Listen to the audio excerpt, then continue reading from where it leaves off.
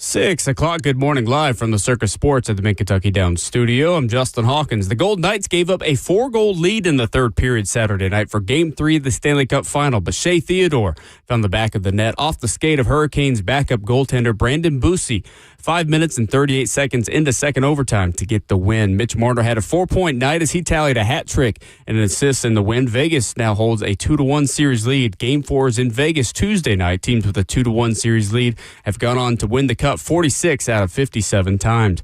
In golf at the Memorial Tournament, JT Poston took home his fourth PGA Tour victory yesterday after beating Ryan Gerard on the second hole in a playoff after Gerard missed a 6-foot putt for par. Tonight, the NBA Finals continues with Game 3 as the series shifts to New York, and the Knicks hold the 2-0 series lead over the Spurs after the Knicks won 105-104 in Game 2 Friday night. Tip-off tonight is at 7:30 Madison Square Garden on ABC. For all your foundation repair and waterproofing needs, you got to go to USSTN.com. Breaking news once on your home for the Titans and Vols. This is 104.5 The Zone.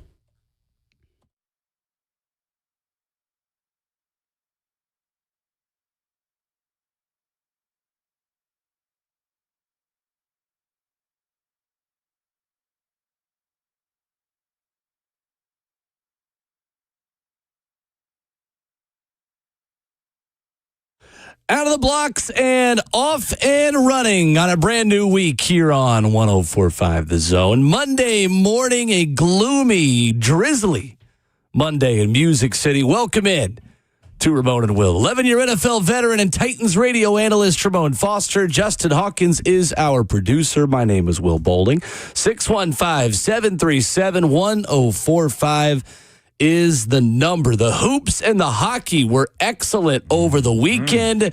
We've got major recruiting buzz coming out of Knoxville for the University of Tennessee, and a new pitching coach who was hired as a big coup, as Michael Scott would say. Mike Wilson joins us at 9:20. Jim Wyatt at TennesseeTitans.com at 8:20. Your thoughts, musings, quandaries, and concerns in the F&M Bank Chat. Facebook Live, YouTube, Twitter, or Twitch on this Monday, June the 8th.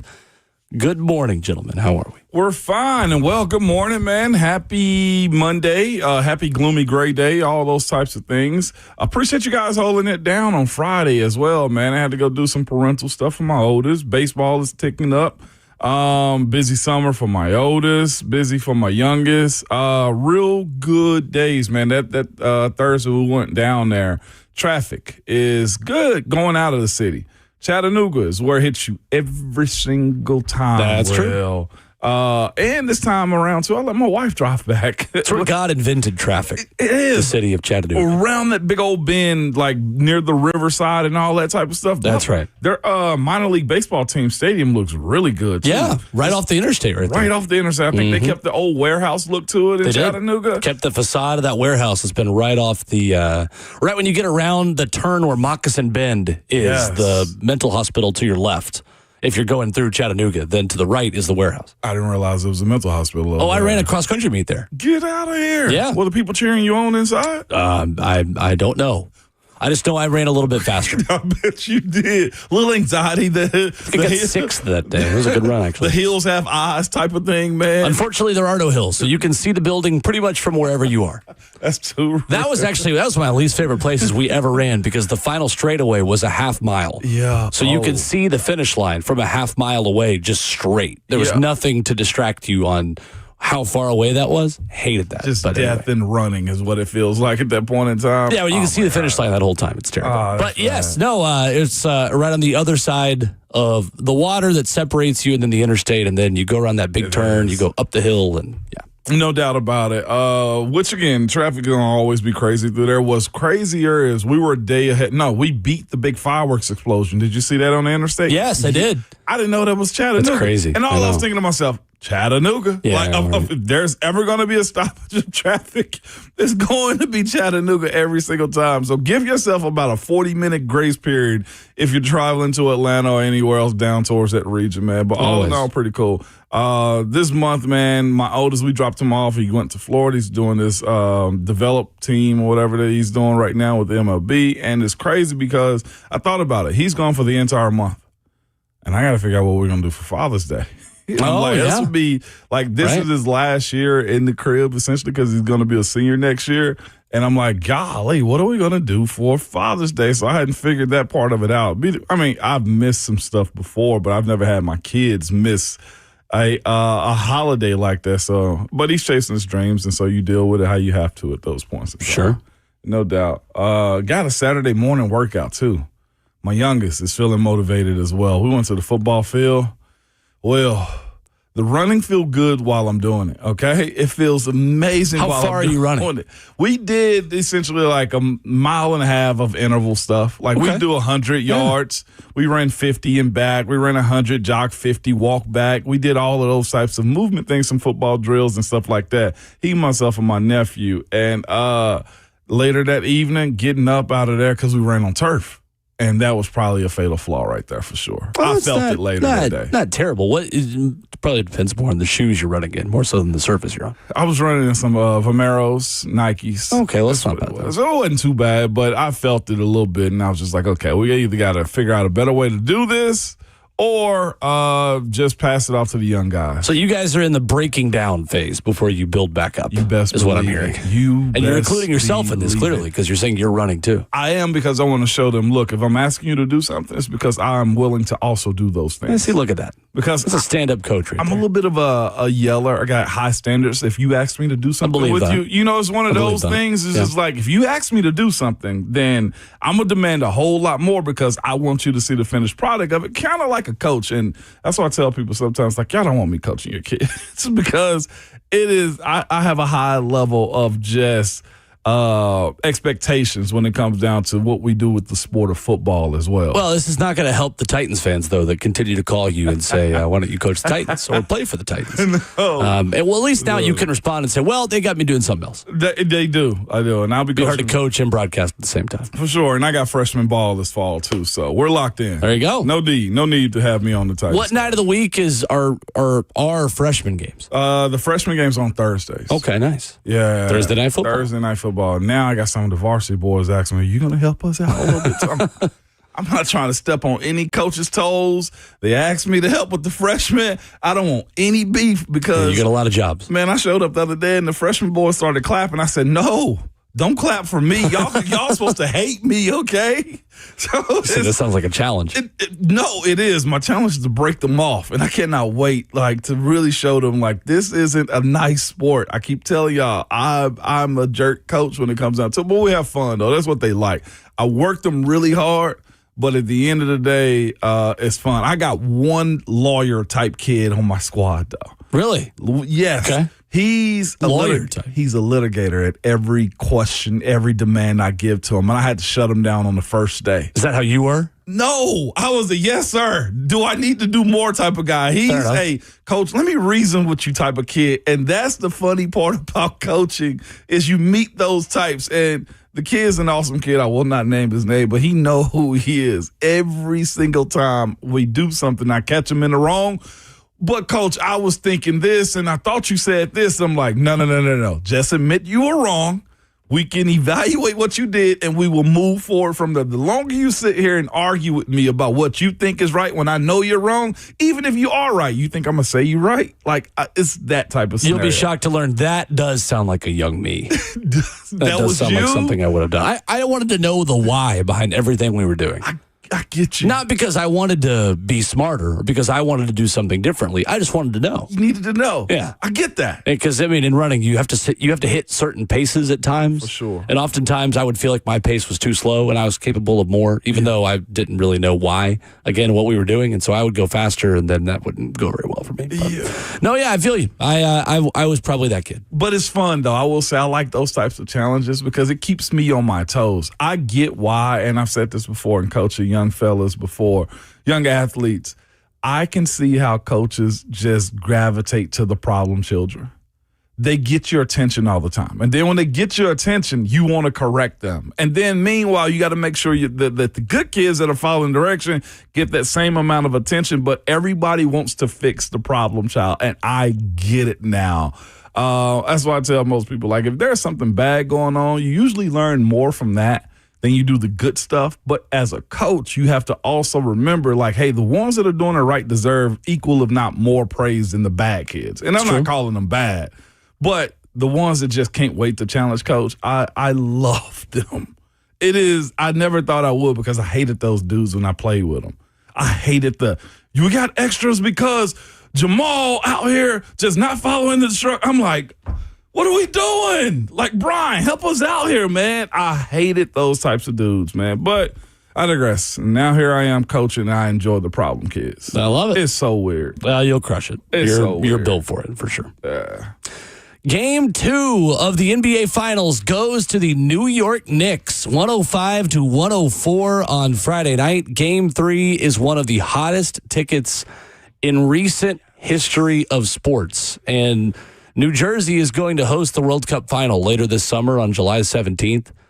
The ticket prices for Game 3 of the NBA Finals are rivaling that of the World Cup final to be played in MetLife Stadium. Jalen Brunson with a go-ahead free throw with 9.5 seconds left after a turnover by Victor Wembanyama. Wemby missed a jumper at the end, and New York takes a 2-0 lead. Ramon, they are the second longest streaking team in NBA playoff history, having won 13 straight.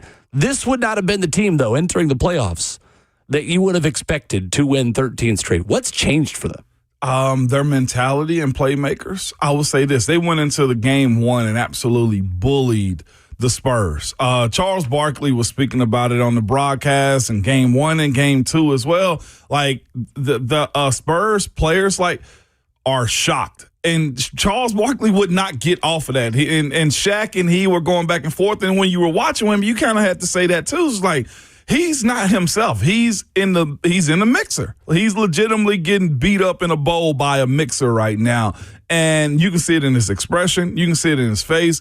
He doesn't know whether to guard outside of the perimeter or protect the rim at this point. And the other part of it as well is Karl Anthony Towns has jumped up his respect meter to me tenfold. He is challenging Wemby. I don't think Wemby's seen a big athlete that can move and that can shoot and facilitate the same way that he does at this rate. I'll put it this way, if you did not see it, to our listeners. Karl Anthony Towns ended up pump faking on Wemby, driving to the basket and finishing over the rim, at the rim at him. And at that point, Wemby was shook. His touch is off. He's missing free throws. Not only just that, Stefan Castle and the rest of the group are just missing shots. They are. And the New York Knicks pace is so much faster. The up and down the court, they know how to finish, and they got multiple scorers at the same time, though, too. You got to give it to their coach as well, man. The Knicks are a well-oiled group right now. Like, I hate to say, like, it's full of momentum, but it's fully in it's within their grasp right now. I don't know if there's a more apparent world champion than what the New York Knicks are doing, like, and how they're going about it. They got shooters. Jalen Brunson his game to me is cool because he will play behind the three-point line, but he is an assassin inside the free throw line. Like, his ability to get to the rim with that lefty lean back shooter shot that he has is almost like a 6'3" version of Dirk Nowitzki. The way he jumps back and put that knee up a little bit to protect against anybody from blocking a man. It is by far one of the coolest series to watch, and one I did not see this going his way at all. A lot of praise to head coach Mike Brown. He's got those guys in a respectful manner operating and responding to him as well. I heard him speaking this weekend, and he said, when you go into these situations and you got a superstar player like Karl Anthony Towns, you want them to adjust to you. He's like, no, I as a coach had to adjust. And he gave a lot of praise to those guys for listening and following suit with him. And this is the response. They're cooking.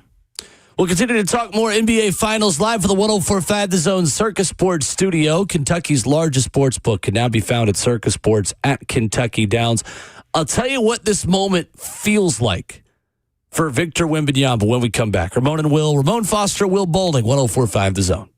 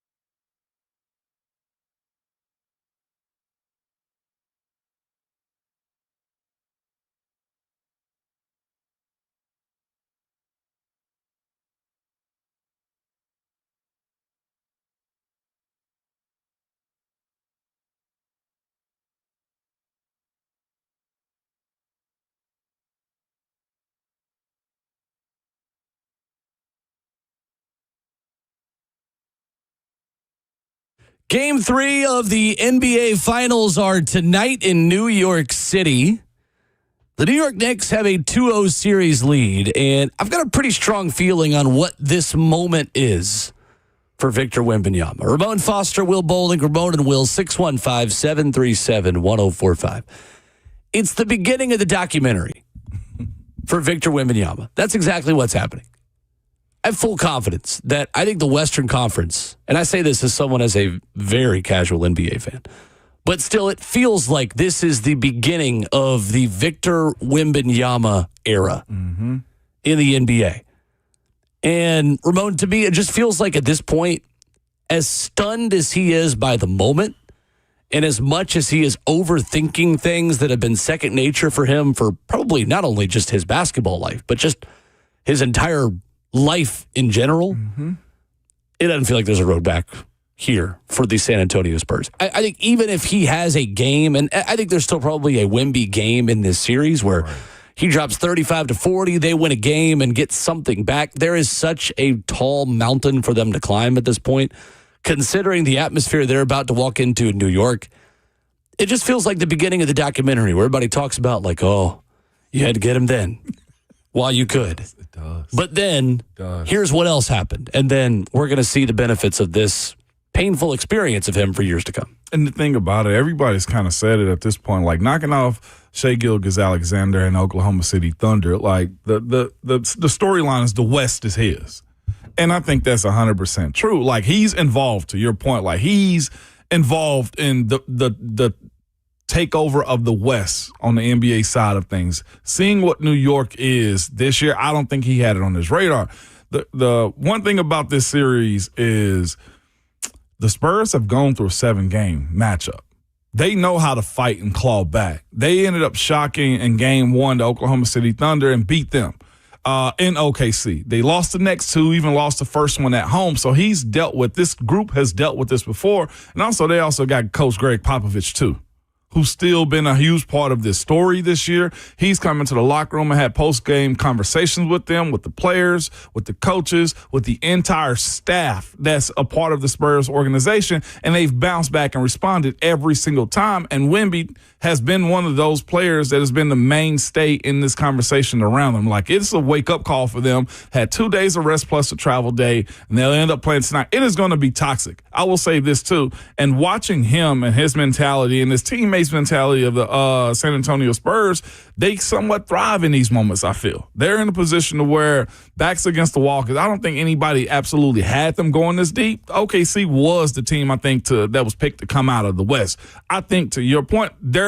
a year or two early, maybe 2 years early in this situation. He's only 22 years old. Mike Brown has been around basketball. He's been around greats as a coach right now with the Knicks, and you know how to manage this. The issue that the Knicks have is as high as they're flying right now, their fan bases. I get more Knicks content than Same.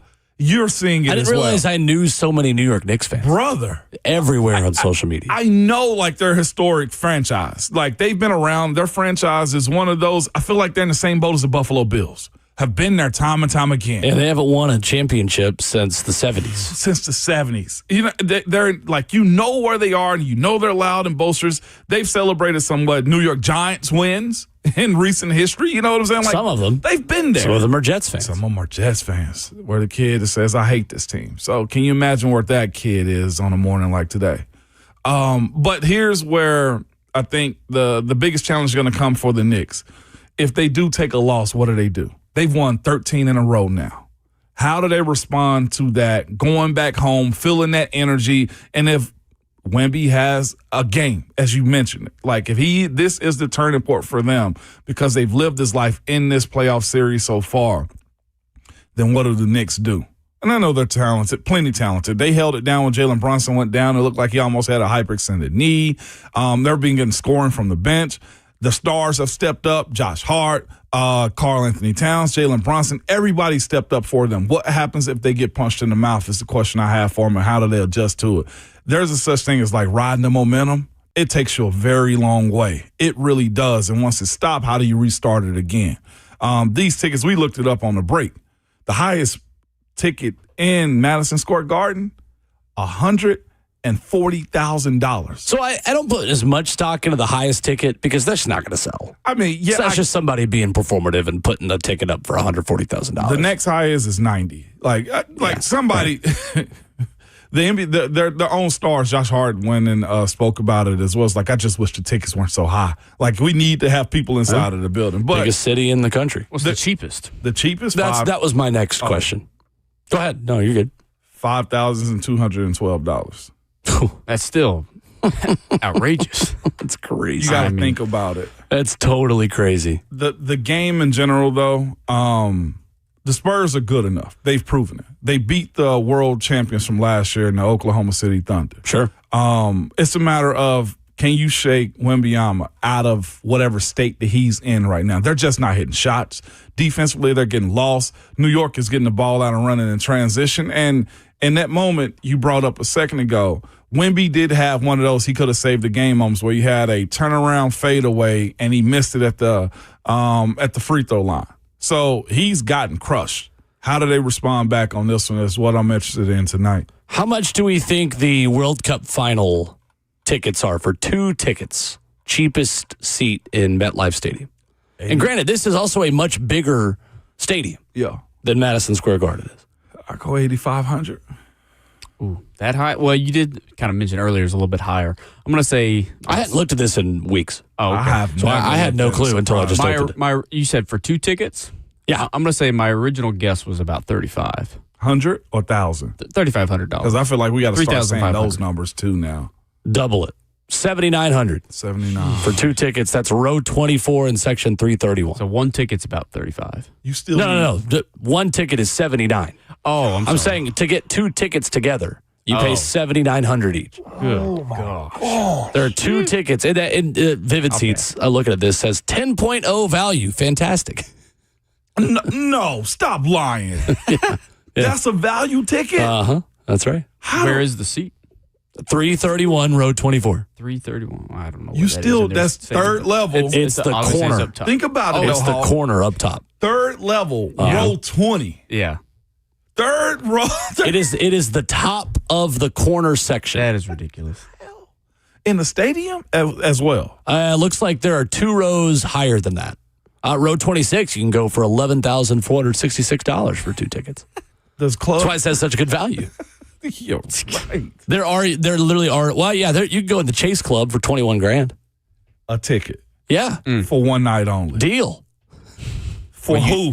MetLife's If I still win gonna the be back, lottery, though. there will be signs. What There will be signs. besides the Titans? I already won the lottery. I'm marrying Peyton Kennedy this week. You are marrying her this week. I didn't even want to bring it up. No, I'm great to talk about it. How much is I'm that excited. ticket? How much is that ticket? Worth the price of my friendship. So priceless. My suit came in this weekend for it. I'm looking forward to this upcoming weekend, Nice. man. Thank you. Besides your wedding and a Titans Super Bowl, is there an event that you would consider paying more than you ever have for? Went to the Stanley Cup final back in 17. But that was not close It was to these nowhere prices. near these That's prices. what I'm saying. We were It was living about normal 600. lives. It was about $600 to $900. That's what it And I used felt to like that be. was a ton of money. It was. And it was. It is. Still. Still. Yeah. Not anymore. Tennessee in a national football championship. Tennessee and a Natty. Yeah. That's the number one. Yeah. I think I was that's one right. when it happened. Watching Indiana fans like clamor to. I don't any care about them. destination. I just care about us. I'm just saying, like in general. I don't care about them at all. I know, not even a little bit, but like watching them spend crazy amounts of money to go watch their team. And they don't deserve it. And I say they. I'm just thinking of the guy that Because hosts the they've show never been after us because fans. it's Buck Rising. They've never right. been fans before. Most of them do deserve it. I'm just Yeah. thinking of Buck. He doesn't deserve it. And he knows that. Yeah, no doubt about it. I would say Game 7 World Series if I knew somebody that was in it. World Series was fun. I was fortunate to go when the Braves were playing the Astros, and I saw the did go down. 2-1 win in Game 5 to take a 3-1 series lead. The game. Oh, I don't know about that one. It would have to be Super Bowl based. No, that wasn't right. 3-2 series lead. Yeah. Yeah. Most fun I've had at you got it? Which one was it? 3-2? 1-2? After Game 5 is 3-2. I don't know. The Braves? No, I was there for Game 4. That's what it was. That's what it was. Game 4. I was there for Game 4 when they took a 3-1 series lead. Okay, gotcha. World Series, I think I'd be into it if I knew somebody that was playing in it. WrestleMania was probably one of the best shows, but I don't think I paid that type of money for. I would never in my life pay this type of money for anything. Other than a natty. No, I wouldn't for that. For this type of money. No, yeah, for that type of money, no, nothing. Okay. That's Yeah. $8,000 a ticket is way out of my price. You would have range to borrow against your HELOC at that point in time, right? Borrow against everything. Yeah. Everything. It's not fitted or suited for us. If that's Absolutely the case. Knicks seeking their first title since 1973. Well, even if there are a lot of people in the building tonight, and of course there will be, viewership is way up for the NBA Finals right now. As of late, over the past few years, baseball has been dominating basketball. Mm-hmm. The World Series has been consistently outrating the NBA Finals. That is changing this year. Yes, it is. So Game 1, according to ESPN, was up 90% from the 2025 Game 1. That is the most watched NBA Finals Game 1 since 2018, the most recent time that LeBron James and Steph Curry faced off in the NBA Finals. Most watched Game 1 ever on ABC in the Finals, and the most watched Finals contest since Game 6 of the 2019 title series between Toronto and Golden State. Higher than the opening game of 15 of the past 16 World Series, including 2024 when the Yankees stumbled into the World Series to take on the LA Dodgers. I guess it's been a little bit of the problem for the NBA then, too, is the major cities. The last time the Lakers won, they were in the bubble, right? Miami was pre-COVID, just looking at the shift and change of viewership and people's attention span. This was nearly 17 million Wednesday night for That's Game what 1. I'm saying, which is insane to me, and it was worth every penny of it, too. And Friday was better, too. Honestly, those numbers haven't come out yet. If you look at it as what Commissioner Silver, I would think, is salivating over the international market, too, because I know a good bit of this is the international market with Wemby, no doubt about it. That's why SGA, I ain't going to say he was pushed like that, but SGA being an international star. You look at Joker a few years ago and his ability to be worldwide. The NBA has to tap into those markets, but there's also great American players who are playing in this as well. And the back and forth of these two historic franchises, the Knicks most definitely is playing a big part in the viewership. It's the reason why this is happening. Easily. It's the number. I mean, to your point, there's a long list. And Wembanyama is an interesting player to watch. It does feel like more team basketball versus super team basketball. Yes. You're going to actually see plays and defense and strategy, and you always were seeing it, but the narratives pushed by people like Stephen A. Smith and Max Kellerman at the time and Skip Bayless that made it all about 2 or 3 players got old really quickly. It did. This feels like the beginning of a new era of actually teams being the story again. And I say that with Victor Wembanyama being a part of it. Mm-hmm. But there's a lot to the Spurs and the reason why they are also not winning these games beyond just Victor Wembanyama as well. It is. And their stars are traveling back and forth. They've made that a little bit of a spectacle, too, as far as the New York Knicks go. But it's just good ball. Like, I just want to separate that from all of this in general. Like, it is good ball. I saw somebody did 3HL on Friday, actually. I had a little time on my hand, and I was bragging on it, and somebody in the chat was just like, Ramon, they forgot to call traveling calls. I'm just like, yeah, there are some components. Yeah, the double, all of that is still there. I'm really annoying to watch an NBA game with because I just yell travel at the TV about every 5 minutes. It's there, but somehow. First step is knowing you have a problem. Even Savage is like trying to give me understanding of it. Apparently, they look at possession of the ball in hand completely before taking the first step. Yeah. You get a gather step. But some of them are flagrantly running 4 steps, though. Yeah, you got a gather step. So some of them are actually traveling. They got a suitcase in it. It's like calling an eligible man downfield in college football. It's like what it is. It really is at this point. There's some giving and taking to this NBA side of it, but the help defense is there. You bring up strategy. There's strategy in it. I thought looking at the way the Spurs were trying to play the New York Knicks last game, they attacked them at half court. They tried to make sure they smothered them as quick as they possibly could. It didn't work. They found exits. Wemby is getting lost specifically on defense to where his rim protection side has been dragged out because Karl Anthony Towns, is making him defend outside the perimeter. And they're putting a small guy on Wemby in the paint and then allowing the biggest to come over and help late, but he can't find the exit. Like there's been turnovers, missed shots.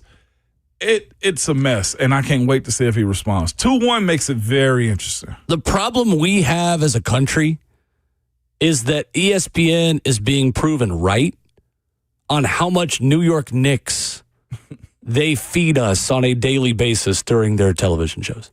This is true.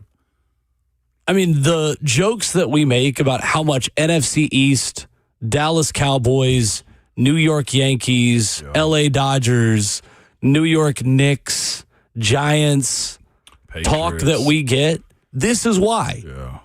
New York sells. And if you are cheering for New York, then obviously you're tuning in. Or if you're someone in Nashville, Tennessee, who wants to see the spectacle of the big market team and wants to see how they screw it up this time, either way, you're tuned in. There you are. So expect to hear a lot more Knicks. Expect to hear even more Cowboys. It's not possible to get even more Cowboys on First Take, to be fair. And not that First Take is the end-all, be-all. You could just choose to not watch it. I've been making that choice for years. But still, this is exactly why ESPN feeds us, and I think overfeeds us at times, the NBA as much as it does in the big markets. Is because they'll get $17 million on a Wednesday night for a Knicks NBA Finals game. This is ESPN and ABC's and Disney's biggest dream come true. It's the unique thing for me as a fan is the Knicks, if they win it, one, I will hate it because my friends will be so loud and rambunctious about this. Oh, they're going to be so unhinged. Including friend of the show, Robert Ayers. Yes. Well, we'd have to have back on. And my homeboy Achel at the barbershop. That's all he's been talking about, okay? All of them. But for the team that hadn't won a championship in a very long time, this storyline for you, it gives you that H again. It gives you hope. If you're a Titans fan looking at this series, their first time in since the 70s winning it, the Knicks feeds the beast to all sports fans that hadn't won a championship in a very long time to me. Eventually, your time will come.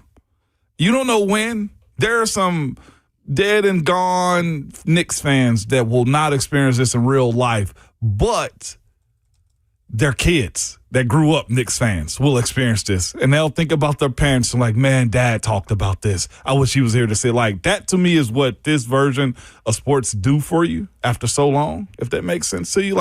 It gives the never have been fan base to believe that one day their time might come. Well, on the other end of the spectrum, the Las Vegas Golden Knights had to wait 6 whole seasons to win their first championship. They got one step closer to winning another one over the weekend in one of the craziest championship games in any sport you will ever watch. And we will talk about that coming up next.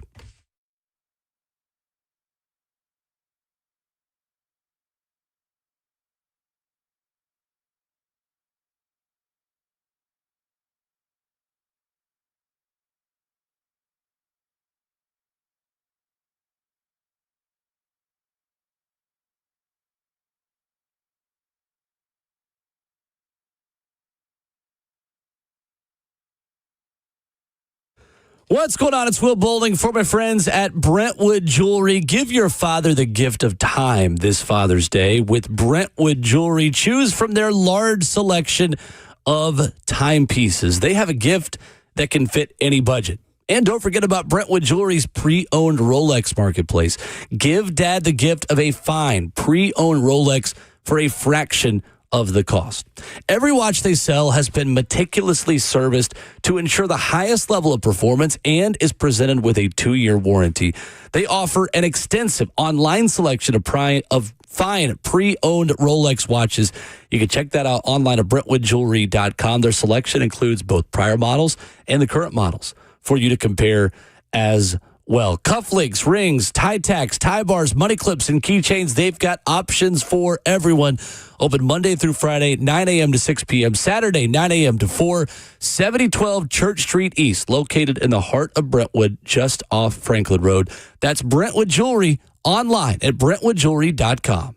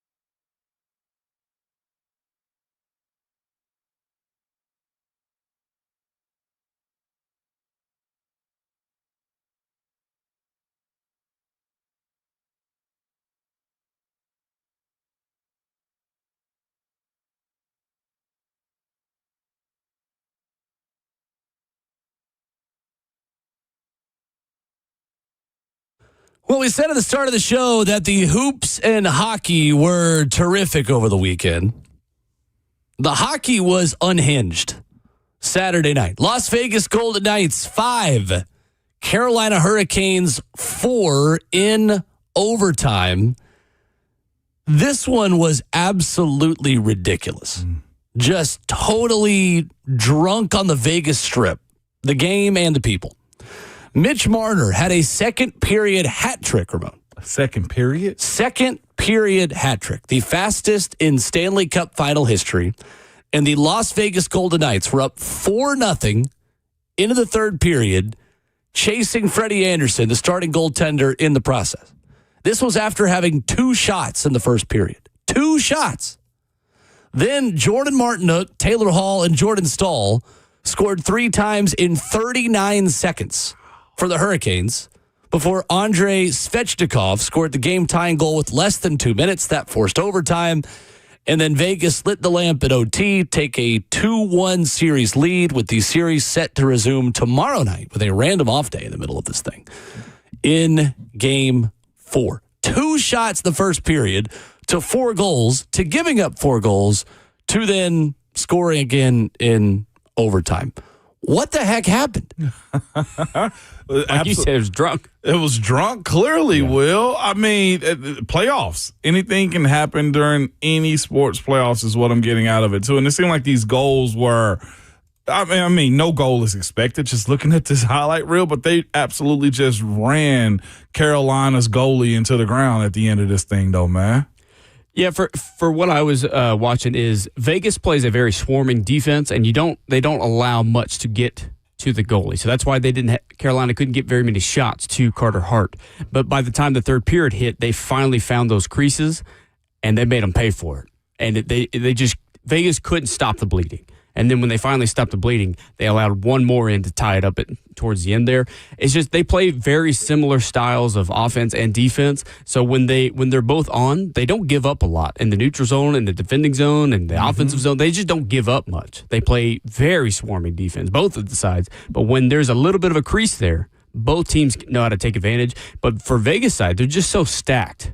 They can just put it on at any point in time, and they did that in the second period. Yeah, Mitch Marner is terrific. You off, ain't it, Will? The fact that this team was just built instantly. Yep. And you're supposed to wait for your expansion franchise to become good enough to do things like this. And if you want to put a nail in the coffin as to how this game was supposed to end, the fact that Shea Theodore, the defenseman on Vegas side, it bounced off the inboard and it went off of the backup goaltender for Carolina's his skate. Of course it did. He was trying to to lift his leg in order to secure the puck. Why wouldn't it? And by doing that, he kicked it in himself. That's how the game ended.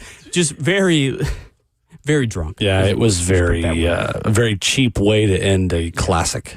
Yeah. We'll call it cheap. Well, any Vegas wins cheap, to be fair. I can tell. It is, truly, we talk about it all the time. It is the team that I most irrationally dislike. I have no reason to really dislike them as much as I do. So who's going to take momentum on this one? Carolina Vegas bounce back? does. Honestly, I don't think there's in this series right now. There's not a lot of momentum because both teams just poured on offensively. Yeah, you got the series lead though. You do, and you're at home again tomorrow night back in Vegas. You have the crowd on your side because Vegas has a very raucous crowd, just like Carolina does. So it's a very hostile environment. But there's not a lot of momentum to be swung here. Smart of them to not go up against the NBA tonight because they will pull a massive television. So to your point, the reason why they have that day off is because they had the Tony Awards last night on ABC. So then basketball got the day off for Monday, and then hockey then in turn got another day off for Look Tuesday. at musical theater pushing back everybody. No, didn't even know they were for us. You Yeah, will absolutely. wait for us. You doggone right. The Tonys almost had to wait last night for the JT posted Ryan Gerard playoff at the Memorial. Oh yeah, I did. I watched that too. My neighbor Shaq. Great tournament. 4-shot lead. Oh man, I know. He also gave a 4-shot. He also qualifies for the Open too, right? The winner of it automatically. That's I was right. listening this morning on that one. The $4 million purse. Also, the live is over and done and cooked, right? But it also helped raise the purse levels for the PGA. There you go. Look at you. Listen, Proud of you. No, I sit back and watch a good bit of golf and some college baseball yesterday as well. Oh my gosh, the Georgia and who did Georgia play? Georgia Mississippi State game. Electric series. Oh, totally electric series. Yeah. Worth it. So worth it to sit around and watch that one, man. But yeah, I ended up watching that shootout yesterday too that was playing. Real quick about the hockey one more time too. Yeah. Are there different rules for playoffs as well? Because it looked like they were crowding the goalie way more than I've seen them do in the regular season. It's just faster and more physical. Okay. It's just like every other sport that has some kind of contact. It would be most similar to probably basketball. Yeah. Within that of how different the rules are kind of established. Gotcha. In the postseason. But yeah, you can get away with, in my opinion, more physicality and more just It's just like playoffs. roughing. You expect a little bit more to go a little bit further. But the sure. only real difference is in terms of rules is overtime. Instead of in the regular season, you play a 5-minute 3-on-3, you're playing a full length of a period, and it's 5-on-5. I can understand and it's sudden that. death. Although that's still a lot of skating for a physical sport, which hockey is. Well, yeah, I mean, the game ended at about 11:30 on Saturday night. I mean, that's why I would say you win any game in overtime, you take additional momentum out of that. I get you. In the same way that you do in baseball in a World Series when you force someone to go deeper in your bullpen and you got to go deeper in your bullpen and then you still end up winning it. And then it ruins the bullpen for the rest of the week. Yeah, absolutely. So you take that momentum. Right. There was some Preds news over the weekend as the Nashville Predators announced the departure of longtime executive Brian Poyle. 16 years. Brian Poyle was a part of the Nashville Predators organization, joined in the summer of 2010. As a director of hockey operations, was named assistant general manager in May of 2018. Preds hire executive VP of hockey operations Rob Blake, who won a Stanley Cup with the LA Kings in a similar position. Had 8 seasons as a general manager also of the LA Kings on his resume. More of the Nashville Predators getting outside the family, and I have to say I like it. I think they've heard a lot of our complaints.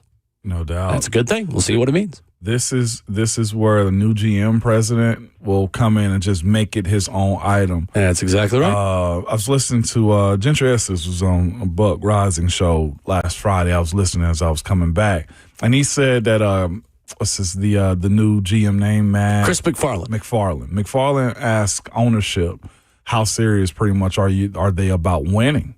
And like, are you just wanting to get into the playoffs? Are you lucky to be in, or do you want to? So he may end up to hearing or watching his track record, removing a lot of people, sacrificing draft picks. Yeah, the answer, by the way, real quick, was Bill Haslam saying, yeah, we want to win Stanley Cup. Yeah. We don't just want to take part. And it's crazy that he did that because he pretty much put him up against the board on his level of commitment for winning a Stanley Cup. Well, and as we've talked about on the show, and we had Braden Gall of 440 Sports on to talk about this, but it's not exactly a foregone conclusion that that's the answer for a team like this at a mid-market that's not a traditional hockey market, because in order to build a winner, the Nashville Predators are going to have to tear things down. And there might be a lot of empty seats over there if they do. And a lot of folks who aren't necessarily hockey fans but would consider themselves Predators fans might check out. That's a risk you have to take. Why are you a part of this business if you're not in this to try to win a championship? And I respect Bill Haslam for, at least publicly, saying the right things in that way. Let's see now how their actions back up that idea that, yeah, we're only going to settle for a Stanley Cup here. Because if they don't tear things down and continue to just run things back and try to compete and rebuild at the same time, they're not going to get there. So their actions will tell us what they really want to be as an organization and as a franchise. And I'm optimistic that under Chris McFarland, that's actually what they want to be. They don't just want to be a team that's always good. They want to be a team that is elite. No doubt about it. And like you said, shout out to Haslam for taking that challenge and saying publicly, yeah, we're all in. I want to see what it looked like, which players are removed, who they bring in, what draft picks are sacrificed. It's going to be interesting. Yeah. Because that's one thing about the Avalanche situation now. Like, they don't really have much as far as draft capital to rebuild off of at this point in time. It's true. But you get a ring. Or the opportunity to win one. 615-737-1045 is our number. Coming up in hour number 2, the Titans are back on the practice field today. I want one player you are most interested to watch today at the Vanderbilt Health Football Center after this.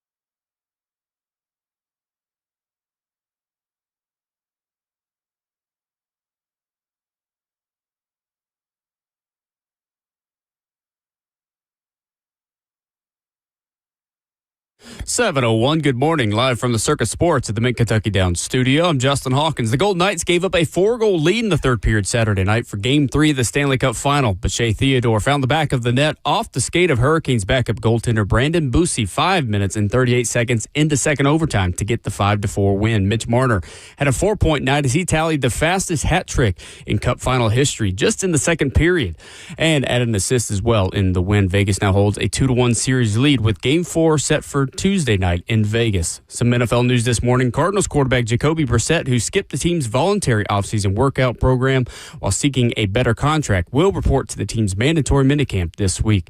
In golf, at the Memorial Tournament, JT Poston took home his fourth PGA Tour victory after beating Ryan Gerard on the second hole in the playoff, after Gerard missed a 6-foot putt for par. And tonight, the NBA Finals continues with Game 3 as the series shifts to New York, and the Knicks hold the 2-0 series lead over the Spurs after the Knicks won 105-104 in Game 2 Friday night. Tip-off tonight is set for 7:30 in Madison Square Garden on ABC. For all your foundation repair and waterproofing needs, visit USSTN.com. Breaking news at once on your home for the Titans and Vols. This is 104.5 The Zone.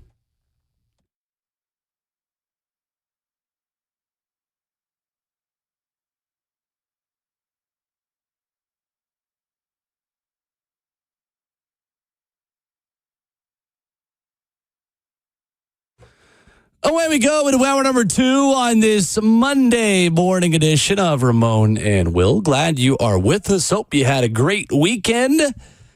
615-737-1045 is our number. The Tennessee Titans return to the practice field today for the first of 3 practices we'll be able to see for local media as OTAs rolls on. Minicamp right around the corner that I will have to miss. Because I got a little thing called marriage coming up on Saturday. I'm very excited about it. That's right. So I will be locked in this week and tuned out next week. Do not expect to see anything from me on social media. Hardly any postings, anything. No. I see all these people on social media posting pictures from their honeymoon of, stuff they're doing and activities. No, you don't want to know what my social media is going to look like? Darkness. Exactly that right there. I'm leaving my phone in the room. I'm going to have coconut shrimp and a pina colada. You are not going to be hearing from me. You not going to be hearing from me. Drink in my hand at all times. That's exactly right. Maybe 2 drinks is what you're saying? That's also exactly right. All right, then. It's a little bit of I may send some World Cup takes into the world while we're there, but I don't know. No. Absolutely not. No. Okay. I'd much rather see pictures than posting and comments and opinions, okay?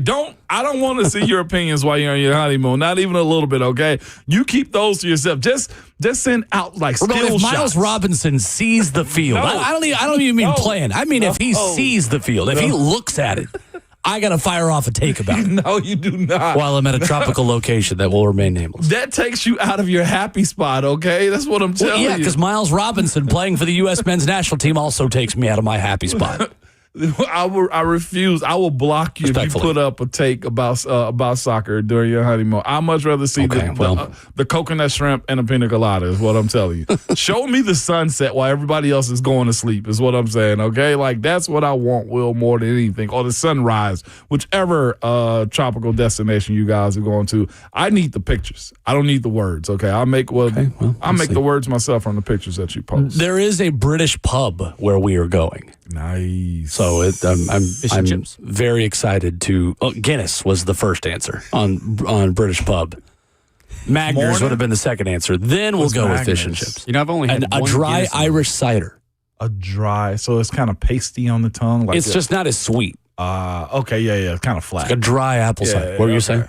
Oh, I've only had 1 Guinness in my life, and it wasn't even a full Guinness. What? Yeah. Might have 2 at Will's wedding. Oh, you only had 1? I don't even remember what it tastes like. I don't know if that's on our list at the wedding. I've had it a few times. Find that out. I want to split the G at my wedding. That'd be great. What a fantastic way to end your wedding, just to split it. You don't know splitting the G? So there's a certain glass that Guinness comes in, and it says Guinness about 2/3 of the way up the glass. Your challenge is to, in one chug, drink enough Guinness that when you put it back down, the foam perfectly splits the middle of the G in Guinness on the glass. Very fun to do. Very fun party game. Yeah. Okay, got you. Mm-hmm. But you got to go to a bar that has the specific glass as well. Because you never feel more cheated in life than when you get to a place and you order a Guinness because you and your buddies want to split the G, and then they just hand you a regular old glass or even a can. A can is that's a separate problem. But then they can hand you a can with the glass. Then all could be forgiven. But it could. Anyway. I've just seen like bartenders make pour a glass of Guinness, and it's so much I feel like it's wasted. It's a lot of work. It's a lot of work because you don't tilt the glass. You just place it underneath the tap.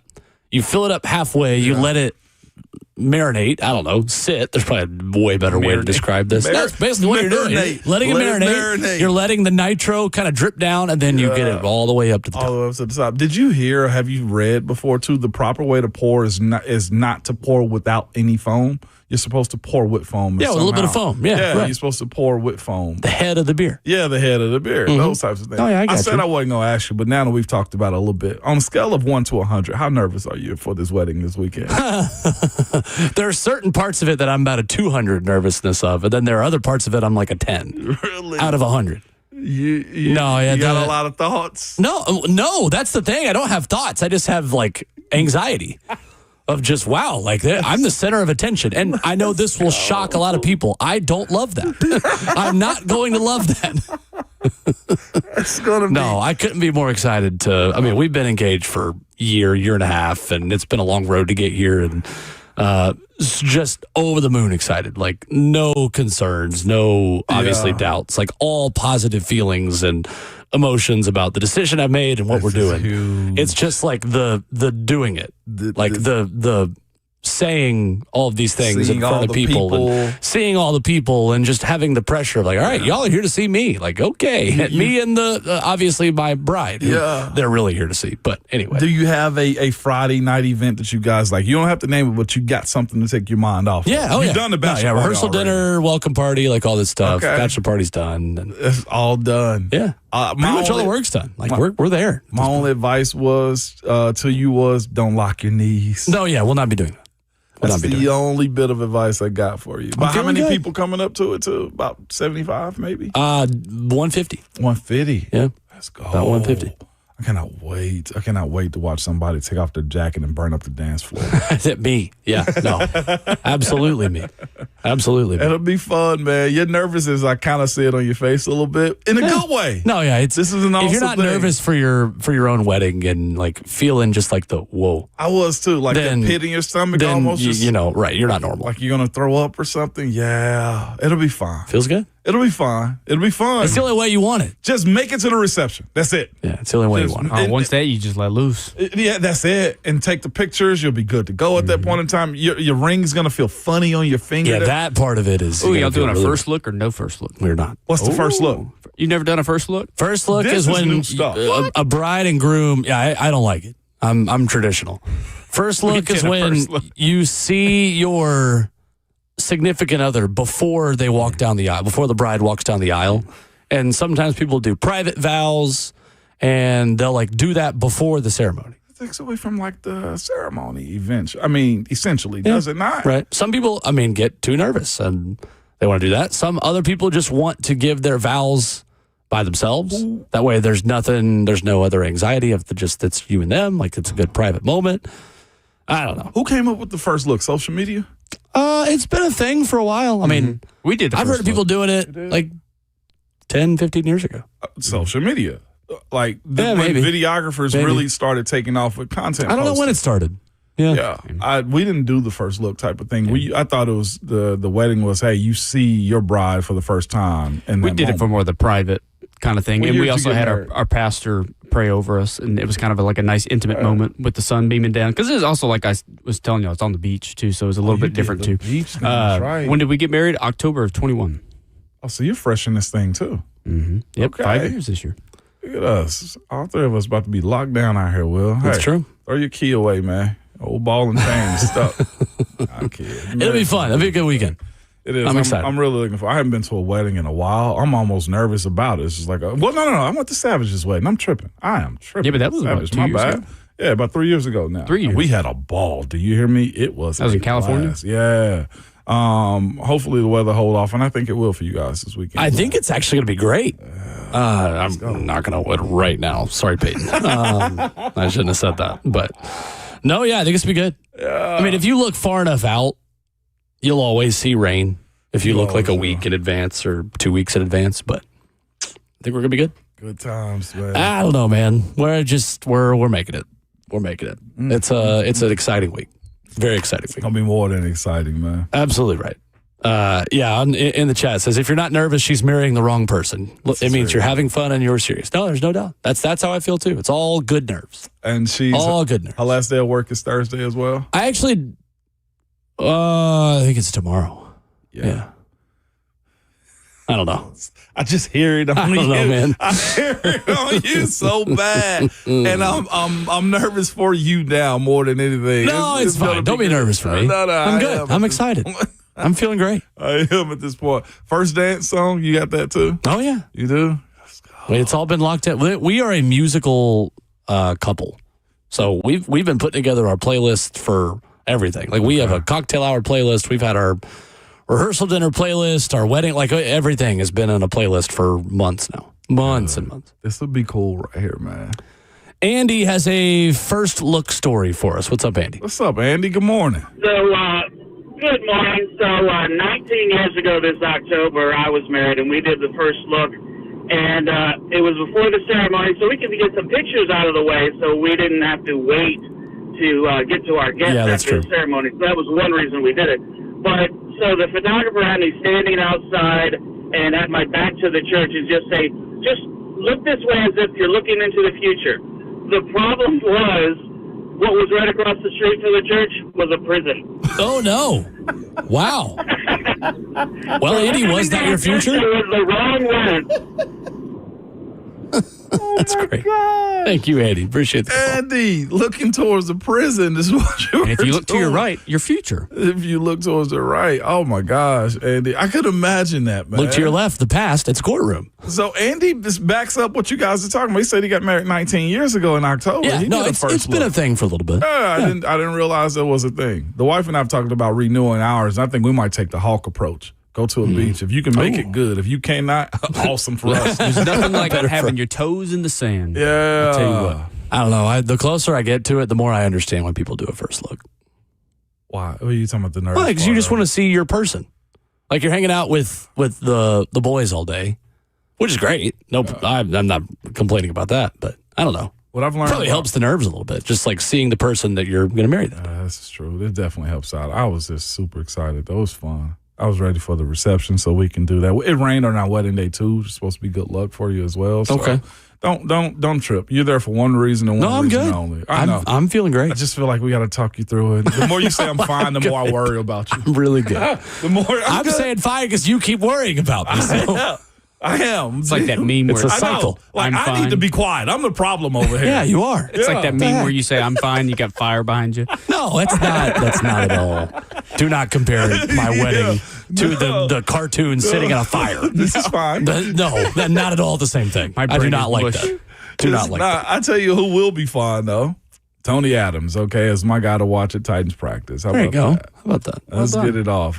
Tony Adams, I'm excited to watch him again because he's been able to deliver. I feel like with this defense, having played in it a time or two and understanding it, man, he's been a little bit of Johnny on the spot with either PBUs or interceptions from time to time. And seeing him, I'll be honest with you, of course I have to be honest with you. I would encourage it.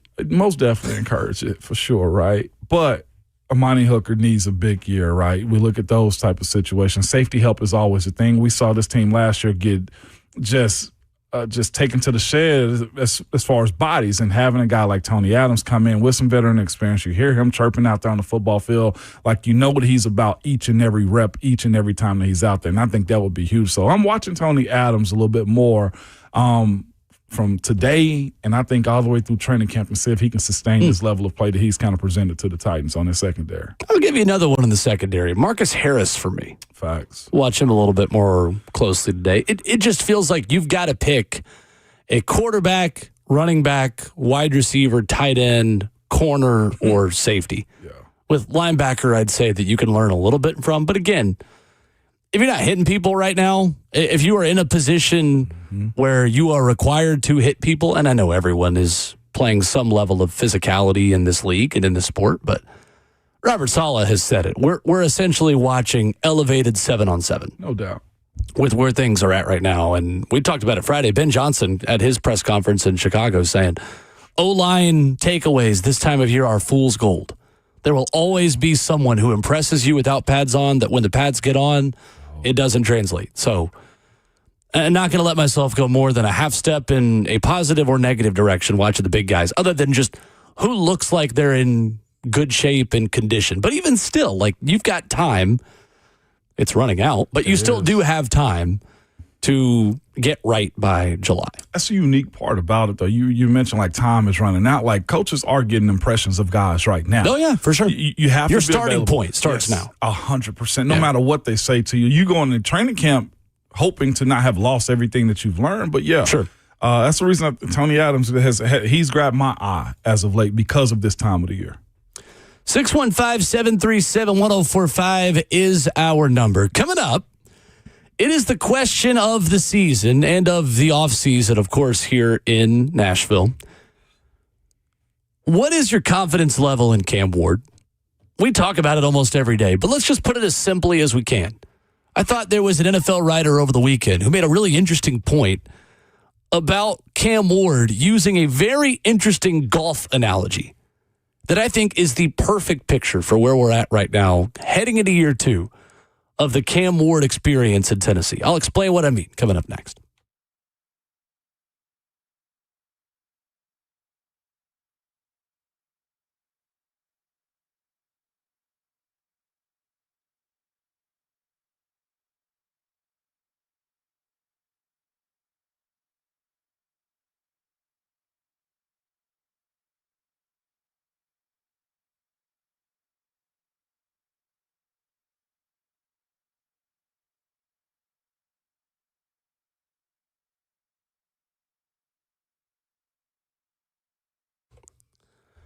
Credit card interest rates are up over 29%. Most folks are only making the minimum payments, so they're getting nowhere. What's up? It's Will Boulding. Here's what many homeowners don't realize. Using the equity in your home, you can easily access hundreds of thousands in cash. With Loan Pronto's Rapid Equity Loan, you can pay off your credit cards, your existing HELOC, your car loans, or get money for that home improvement project.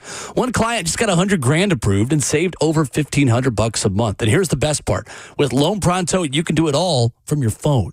With zero out of pocket, no hard credit pull up front, no appraisal, no long drawn out bank process, and no touching your first mortgage. Rates are at near 3-year lows. Act now. Go to loanpronto.com. See how much you can get in about 60 seconds. That's Loan Pronto with 2,800 5-star Google reviews. Call 615-499-5780 or visit loanpronto.com. 615-499-5780 online at loanpronto.com.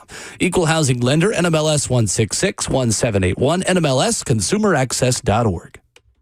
If you're looking for TRT that's flexible enough for your lifestyle, I'm here to tell you, head to Low T Center. It's the #1 name in TRT. They have so many different options for you. You can choose testosterone shots, pills, or many other ways to receive it as well. You can pay with your insurance or out of pocket, and even have your treatment shipped directly to your door. And now Low T Center is offering new peptides, new treatments, and so much more, where it can boost your energy, libido, and the confidence that you can feel in the results that you want. Synergex and Low T Center provide testosterone replacement therapy and hormone replacement therapy tailored to your body, your lifestyle, and your budget. I'm here to tell you, when hormones are in balance, you feel fatigue, you have a low sex drive, mood changes, and body changes as well. So balancing your hormones means living a better, healthier life. And here's what I will also tell you. Testosterone is not just for men.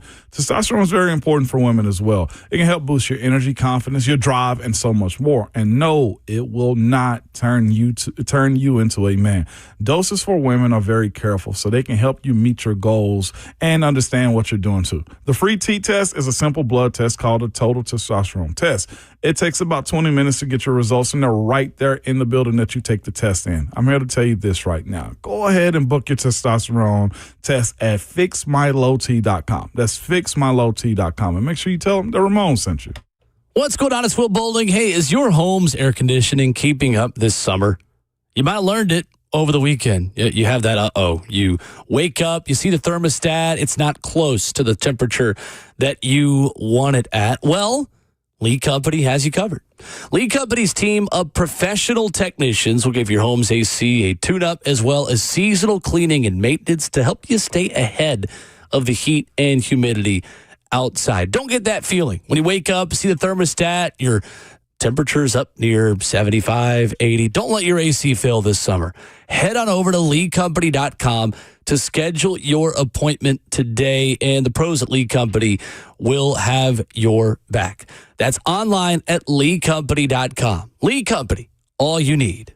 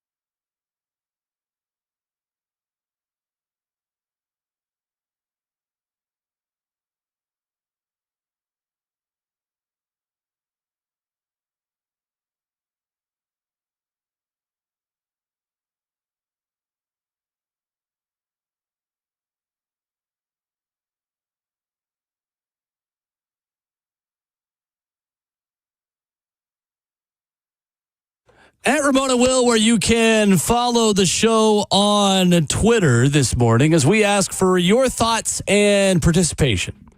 Here in hour 2 on your Monday morning commute. What is your confidence level in Cam Ward heading into 2026? 615-737-1045. You can share your thoughts as well and explain your vote, explain your pick. I'm giving you 4 options. Extremely confident, somewhat confident, a little confident, which in my head is different from somewhat confident. It's like a little bit less. A bit less. Somewhat is like you're moderately confident. Yeah, you're not really trying to jump Be out like there. a 6 out of 10. Yeah. A little would be 3 or 4. Yeah. And then no confidence, just 0. You're out. Because that fan does exist. Mm-hmm. Yeah, it does. 615-737-1045. Robert Mays on the Athletic Football Show, I thought had an interesting take about this, which is the perfect way to characterize where we are at with Cam Ward heading into year 2. Take a listen. It is very similar to a lot of the ways that we play golf, just like amateur golfers. Like, it's your entire round is just horse. But if you get those 1 or 2 that feel good, that's enough to keep you coming back potentially. That's kind of where we are with Cam Ward. And the question that I think you have to ask yourself is, should we do that?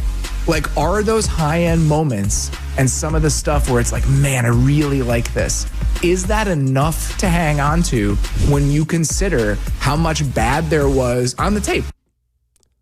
Robert Mays of the Athletic Football Show. Rate, review, subscribe. They do a great job.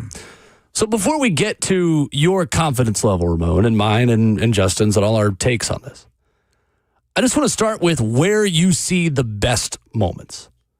Robert Mays mentions it. There are some birdies. There are some eagles on some incredible things that Cam Ward has put on film in his first season as a Tennessee Titan. What are those really good moments? Where did you see the best of Cam Ward in 2025?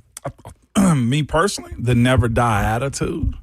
I think that can, for a lot of people, that is a, hey, that you're doing too much, and it can be. But for where this team was and how bad they were last year, you had to have somebody pushing the ceiling up when it comes to how you compete. And that's where having that guy be your quarterback, if he can get boxed in and understand what his role is into developing even more so of a NFL caliber quarterback, a franchise leader, that attitude that he plays with, because the talent is there, is what makes me, as you said, one of those birdies and eagles types of moments. Like, that keeps pushing me into the idea that, yeah, I get it. Because I can admit, early on, I was just like, okay, what is the hype about? But when you look at, as May said right there, how bad this team was, and having heard guys say this isn't a reality that you want to live when you come into the NFL, that's where it kind of hits you a little bit harder. It's like, oh, no, he did a lot with nothing last year. Rookie wide receivers, an offensive line that had its issues as well. No real pertinent threat outside, and a defense that was led by Jeffrey And. Those are the questions you got to ask yourself. Like, your double-digit sacks came from a guy that plays interior defensive line. Think about that. And then there was a young second-year guy and Jalen Harrell that had 5 sacks just based off that, and nobody else really raised themselves to that occasion. The floor being raised up defensively is where I have hope that Cam is going to be one of those. I voted on the poll, and I put extremely confident. I would say so I'm somewhat 8 to 10 at this point. If I was on a scale of 1 to 10 of my confidence level in Cam Ward, I'd say I'm a solid 7, which I think is good. Yeah. I mean, I think it could be a lot worse. The numbers that he put on the stat sheet, and numbers can lie, but the reality is the numbers that he put on paper last season would not normally give me a 7 out of 10 confidence level. 31st to the NFL in completion percentage at 59.8. Last among qualified full-time starters in yards per attempt. 33rd in the NFL last year in yards per attempt, Cam Ward. He was 31st in passer rating, 80.2. He was tied for the most sacks taken in the NFL, tied with Geno Smith at 55. So what gives you the confidence in Cam Ward that the numbers are lying and that there's more to the story? I won't say the numbers are lying. The numbers are what they are with it. Now, there are factors that played into it. His right tackle, his left tackle, his offensive line. No real run threat played a part in it as well, and he was a rookie. I would blitz the heck out of a rookie quarterback any chance I could, especially if I knew this guy liked to be mobile and outside of the pocket. Where my extreme confidence comes into is this year's offense and how I've kind of just talked about it ad nauseum just by looking at what the Giants did, and we all got a view now of what practice looks like. And this is, in my personal opinion, an offense that'll protect what style Cam is and what he can thrive into. Better weapons this year offensively. Should be. I'll put it that way. I don't want to just say better that quickly. Should be better weapons, playmakers for him, and options and outlets in which he can go make a play with. I don't think he has to think about where the ball is going anymore. He'll know where the ball should go if he's not going down the field or his first option isn't there.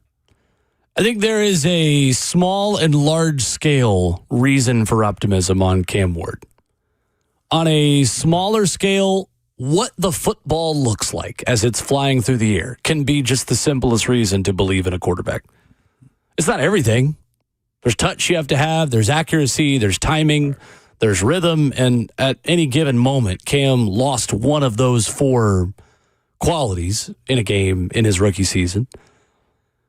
But the zip that he can put on the football and the windows he can fit the football in and the arm strength that he has to put his foot in the ground and just rip something, I think is a big reason for optimism. Similarly, his ability to rip a route on the backside of a play and at times catch his receiver off guard a little bit because they're not ready for the ball because they're running a route to open up something else. I think it takes a certain kind of wide receiver to be ready for, all right, if I'm on the football field, Cam Ward might throw it to me. I'm not sure every quarterback operates in that same way. So I think that's number one. The improvisation, the backside of routes, just the other stuff that could happen on any given play minus the primary target. That's what gives me optimism. That you are never dead with Cam Ward in the football field.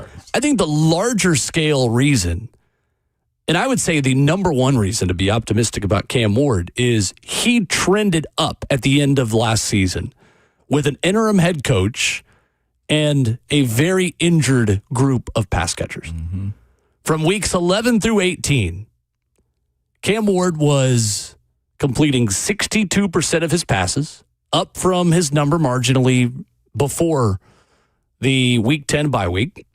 10 passing touchdowns, 1 interception, 1,400 yards, a 90.0 quarterback rating, 17 sacks, which is way lower than the number that he was taking from weeks 1 through 9, and 4 fumbles, 2 of them lost. Again, much better from the number he had at the beginning of the season, where he lost 11 total fumbles and lost. He had 11 total fumbles and lost 7 of them over the course of the season.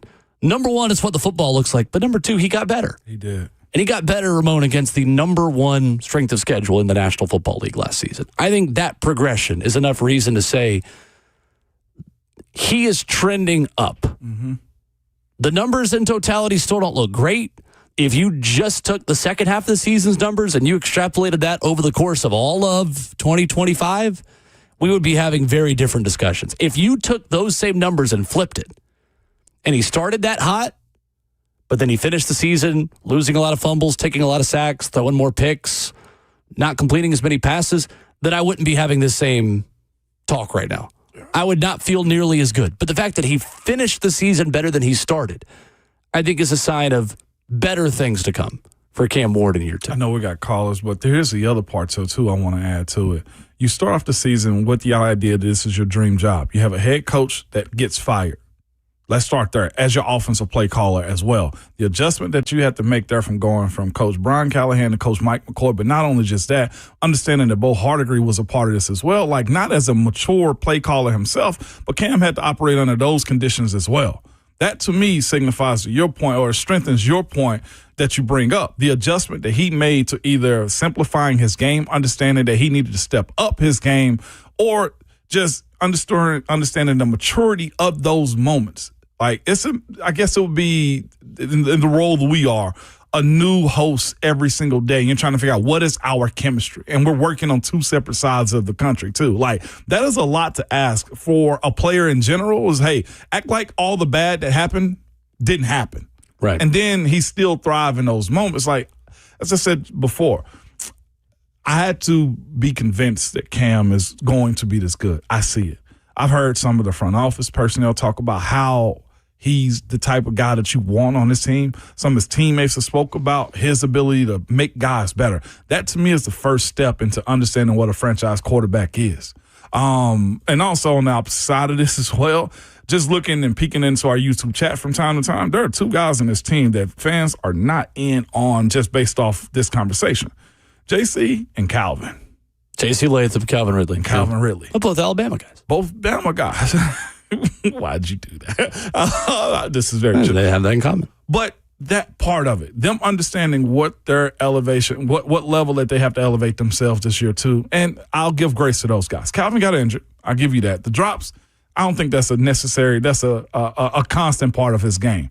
The adjustment that JC has to make this year 3, that's always my stopping point.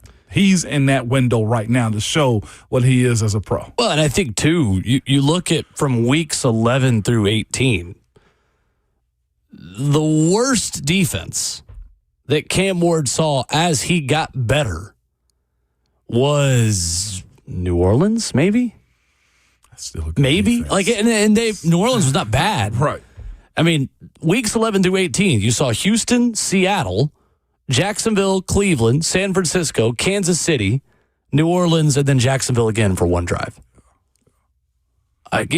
You could not have built a harder first season for Cam Ward. Interim coach, your number one target gets hurt early into the season and is essentially a non-factor in the season through no fault of his own. The hardest strength of schedule in the National Football League. Yeah. An offensive line that was inconsistent. A run game that took until week 14 to really get going. I don't know how it could have been any harder for him. It was bad. I really don't. It was bad. So all of that considered, yeah, he's going to make some double bogeys. I am hopeful in the Eagles that Cam Ward made last season. Joe the Trucker is in Nashville. Confidence levels on Cam Ward, 615-737-1045. What's up, Joe? Morning, Joe. Good morning, guys. How you guys doing this morning? We're excellent. Good. First of all, Will, congratulations. Thank you. Marriage is awesome. Thank you. You're going to love it. Appreciate it. All right. So I have a very different take on Cam Ward. I think he's going to do great. But the reason why I think he's going to do great is because, everybody always says he's a really level-headed guy. He doesn't over-celebrate the wins, and he doesn't get too down with the losses. He's just really level-headed. And I think that coming into his second year, I think that that's going to be a key factor into his success as an NFL quarterback. You know what I mean? I think the reason why sophomore slumbers happen is because guys do really well the first year. They're overhyped, and then reality hits. You know what I mean? And then that second year, they're just like down. I don't think Cam Ward's going to have that problem. I think he's going to be even. I also think that last year the team failed Cam. I don't think it was Cam's fault necessarily that he was bad at the beginning of the year, and it was proven that when the team got better, Cam got better. And this year, the team is, I think, better than when it was better last year. You know what I mean? Mm-hmm. So Sure. I think that he's going to have a really good season. Thank you, Joe. Appreciate the call. Joe. Good to hear from you. Fair points. Very good points to be made in that. Let's starting with how bad the team was. He mentioned that he felt like the team had failed Cam. I won't say necessarily the team. I'll put the leader in this, Brian Callahan. Remember, we spoke about this often.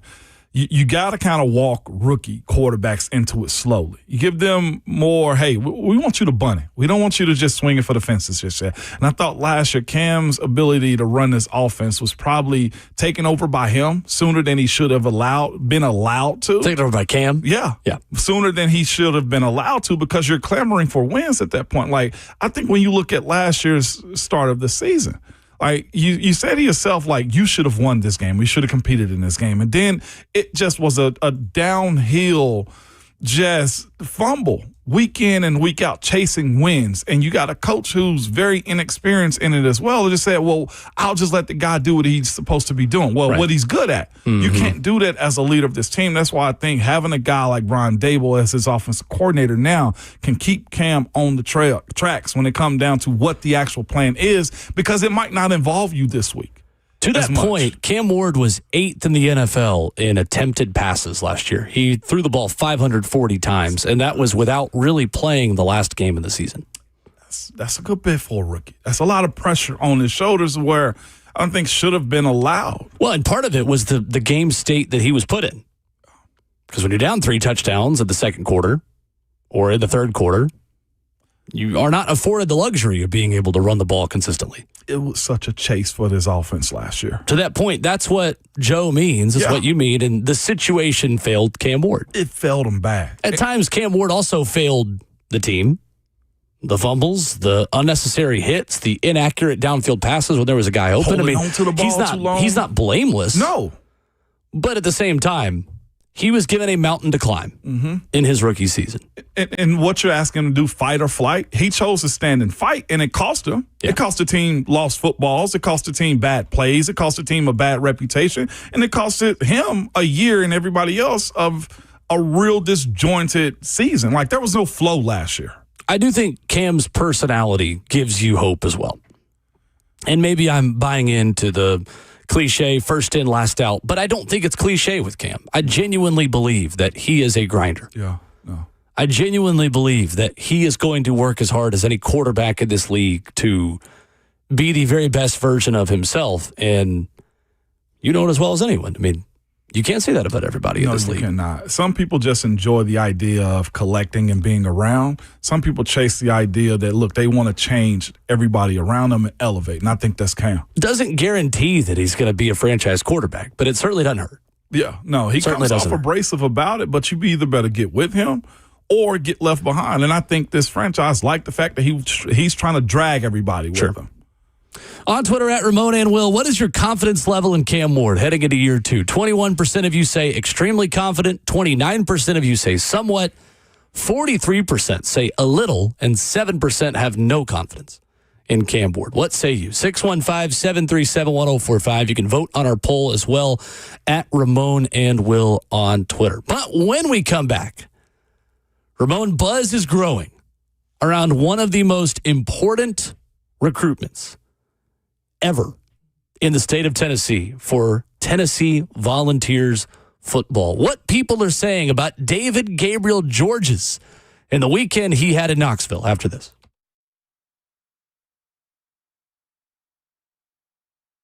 It's Ramon Foster, and I'm with Aaron from United Structure Systems. Man, they came by today to check out my house. If there's anything, any issues, small or big, you're going to fill us in there. We can take care of it no matter what kind of problems. So first off, we'll just kind of take a look through your house and see what kind of issues you got going.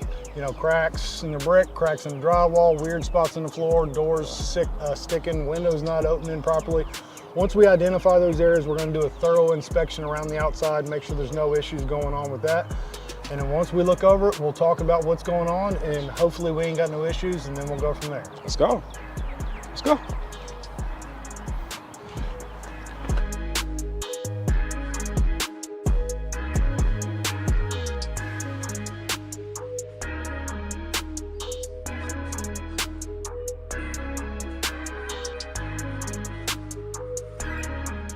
Ms. Foster, so we have looked at the issues that you brought up. We had the drywall in the attic up here above your bonus or your garage.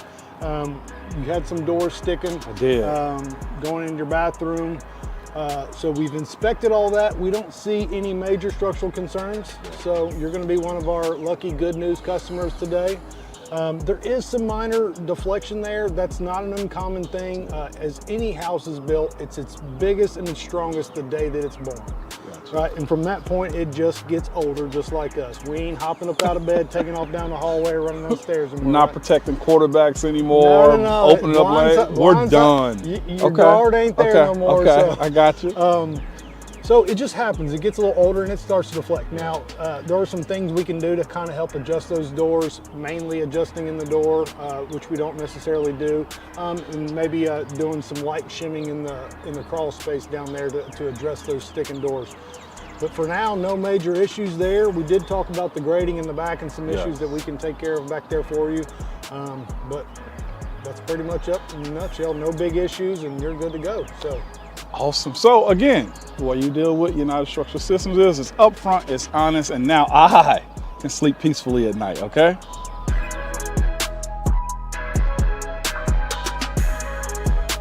This is a different court, Blair.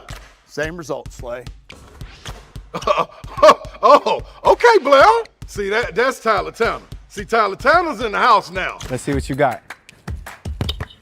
Jury's out, Blair. Blair, come on. Okay, Blair, just come sit down. Come on, Blair, stop. You're going to get hurt. Blair, get off the court. That's enough. What's the verdict, Blair? The courtroom is where I play ball. Boy, Durham, injury law, and that ain't got no rule. The guaranteed offer is the simplest, least stressful way to sell your home. You go to our website, you fill out a quick form, we set an appointment, we bring you an all-cash offer. Literally, there's no lockbox on the front of your house, there's no showings, we pay all cash, we close in as little as 21 days, stress-free.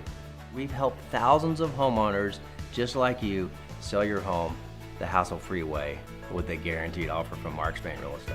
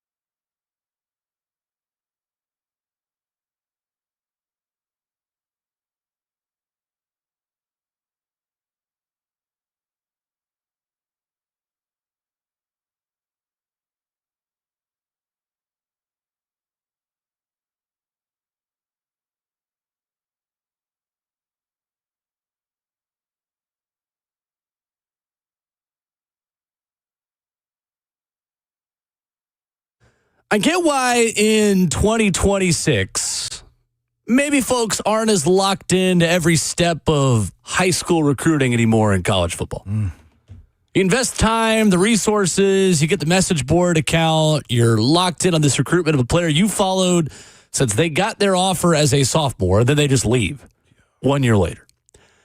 I get if you're in that boat. However, there is a recruitment going on right now for the University of Tennessee, Ramon Foster, that is up there with the most important ever for an in-state prospect. Ty Simpson, many believe, was the most important a few years back. Obviously, we know how that went. Let me introduce you, if you are unfamiliar, to David Gabriel Georges, a running back from the Baylor School in Chattanooga, who is the closest thing to Derrick Henry at Yulee High School in Jacksonville that we have seen in the state of Tennessee. Playing at the highest level of high school football in this state in Division II AAA, playing for a national powerhouse now in Baylor. Brent Hubbs and Austin Price have been on this show, our VolQuest insiders, and told us for months it is Tennessee versus Ohio State. Well, he was at Ohio State a week ago, and then this past weekend was at Tennessee. There were some predictions for him to go to Ohio State. Now Steve Wiltfong at On3.com says, Josh Heupel and the Vols have a terrific hit rate when it comes to the favorite player on the board. David Gabriel Georges feels like Tennessee's number one overall target. There is confidence around Knoxville. They ultimately land the number 2 running back in the country, David Gabriel Georges. Steve Wiltfong goes on to say, there is a ton of buzz. Nobody will be able to touch what Tennessee has in store from an NIL standpoint. Obviously, the Vols have a lot of support around the Baylor School. Alvin Kamara was at his visit over the weekend. That is DGG's favorite player and favorite running back, I read over the weekend. Chad Simmons of Rivals says 2 separate sources connected to Tennessee in the recruitment indicated growing confidence that the Vols are in a strong position. He says this battle is far from over. He wrote this Saturday, says a final decision likely won't come until later this month or around the start of July. But Tennessee continues to make a strong push. He says, quote, I am close to putting a pick on the Vols, but we'll let the visit finish out before making that decision. How do we feel? I feel confident. They've been recruiting him in a special way since the get-go. I felt like we've been speaking about DGG for years now. Everybody's seen his work. You know what he's what he's wired like. The relationship that the Vols have with his family, with them being an international family. I think they speak mostly French. Just to travel back and forth. Only thing it is for me, as far as my BVS flaring up, is it's Ohio State again. We went through this last year with Legend Bay, the Carnell Tate battle that happened with the Vols and Ohio State as well. And, I mean, this is a team that's gotten closer to a championship than we did. They got the 2022 game lingering over our head as well. If Tennessee's taking an approach of cashing in on DGG, go all in. Don't let up. The official visit is what it was. I know Ohio State put their images out there as well. The fact that Alvin Kamara is his favorite player speaks volumes. And not just that, you got Alvin also tweeting out and also just acknowledging, why I'm here. I mean, that does a lot for a young athlete. But here's the other part of this story, too. Alvin's going to be in his season, and DGG's got to make a decision on what he's going to do. I will say I do think there will be an open line of communication between Alvin and DGG, even if he doesn't choose the Vols, and that's where I kind of have a problem with it. It's like, go with, who's going to love you the most in this situation. Looking at what the Vols running back scenario is, he's a day one starter. No I don't question. care what anybody says. No question if you're about looking to be 3 and done, yeah, Tennessee's the place that you want to go. And especially if they find the talent, which we've seen the Heupel offense, find that running game again. The thing is, he's so good, he may be good enough to be a day one starter in the rotation at Ohio State. That's true. This guy is one of the best high school football players I have ever seen. Period. Have ever seen in this state, if not the best. And I watched Cornelder run for about 3,000 yards as a senior at Ensworth. No doubt. As a part of a great run for Ricky Bowers and the Tigers program. I was at the same school as Jalen Ramsey when he was there. Have been lucky to be around some really good high school athletes. And this guy is right there at the top of it. You covered those games, too. I will say, this is the hyperbole I will use. He does look the most college ready of any player that I have ever seen, period. He is the most college ready of any high school athlete I have ever seen. I talked to somebody that confirmed that up. One of his coaches is the VFL and has no influence on him whatsoever as far as where he should. There's a lot of balls around him, yeah. Eric Westmoreland is there at the Baylor School, and I asked him, I was like, how real is he? He's like, he's the real deal. He is the realist. The way he trains, yeah. His focus. It's different. He said, like, it's correlated to a pro player that we know. It's Cam Ward-like. Ramon, I think he could start for Tennessee as a high school senior. Like, I don't mean maybe have the most carries. Obviously, he's got a lot to learn. Yeah. I legitimately believe he would crack Tennessee's 3 running back rotation this year if he could play as a high school senior. That is how good this guy is. Yeah. He is a total game changer for a Tennessee offense that still at the end of the day is built around running the football. Yeah. It is known as the air raid. It gets a lot of credit for the deep balls over the top of the defense and Jalen Hyatt and the receivers, the quarterbacks. This is a run-first offense. Mm-hmm.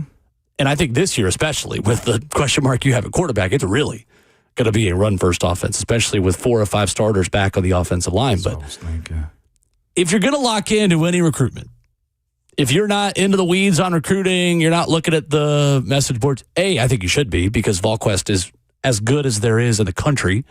And there are so many good people that cover this in Knoxville. But this is a big boy recruitment. I don't know if it's like Legend Bay, though, because this is more like David Sanders. This is more like Tristan Keys. In Tennessee, it's just 2 years, but Tennessee, back-to-back cycles, has gotten the number 1 player on their board. They got Faison Brandon and Tristan Keys a year ago. They got David Sanders, the now left tackle for the Vols heading into his sophomore season, number 1 tackle in the country, as the top player on their board in the 2025 class. Can you go 3 for 3? We'll see. Yeah. We call it 3 for 4. You throw the Carnell Tate one in there. Well, let's just call it even. Carnell Tate out of high school? Yeah, out of high school. That's years ago at this point. Is it? Yeah. 3 years. I mean, there's been more recruitments. I mean, Jordan Seaton would be probably the one before that. I ain't think of top player on their board. Like that. I mean, remember when he committed live on Dion's, it wasn't Dion's show. What show? It was Fox, FS1 thing they did at that point. Because that show changed it. No, it wasn't Cowherd. It was one of those FS1 shows that changes every year. Honestly.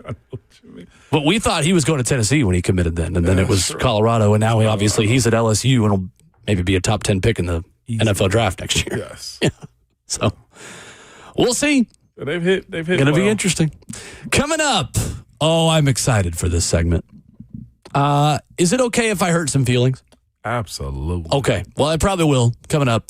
The U.S. men's national team looked good in a loss over the weekend. I have the official, unflinchingly rigid World Cup fandom rules for casuals and diehards. Oh, I'm excited. That's next.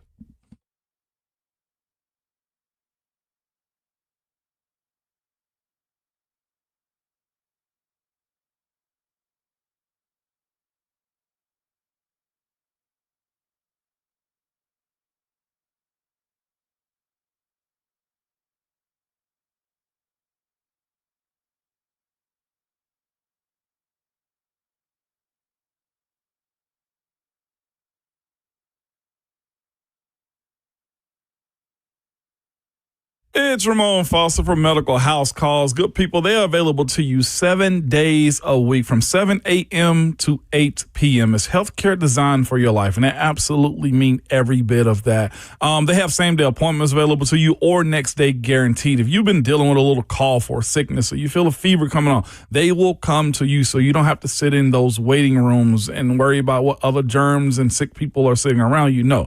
If you call or text Medical House Call at 615-838-2375. Somebody will respond to you. Or if you head over to the website at medicalhousecalls.com, they'll ask you what's going on with you, see where you're going to be situated at. And at that point, they will send one of their team members over to your house. And this isn't just a regular tech. No, these are real doctors and nurses who are bringing back the concierge to medicine. Listen to me. For a flat fee, you can get an evaluation of what's going on with you, a full exam, treatment plan, and prescriptions if you need them. I'm talking about everything everything from sicknesses, infections, injuries, in-home labs, testing, and so much more, all at a convenient price, and just the luxury of knowing that they will come to you again. The website is medicalhousecalls.com or call or text them 615-838-2375.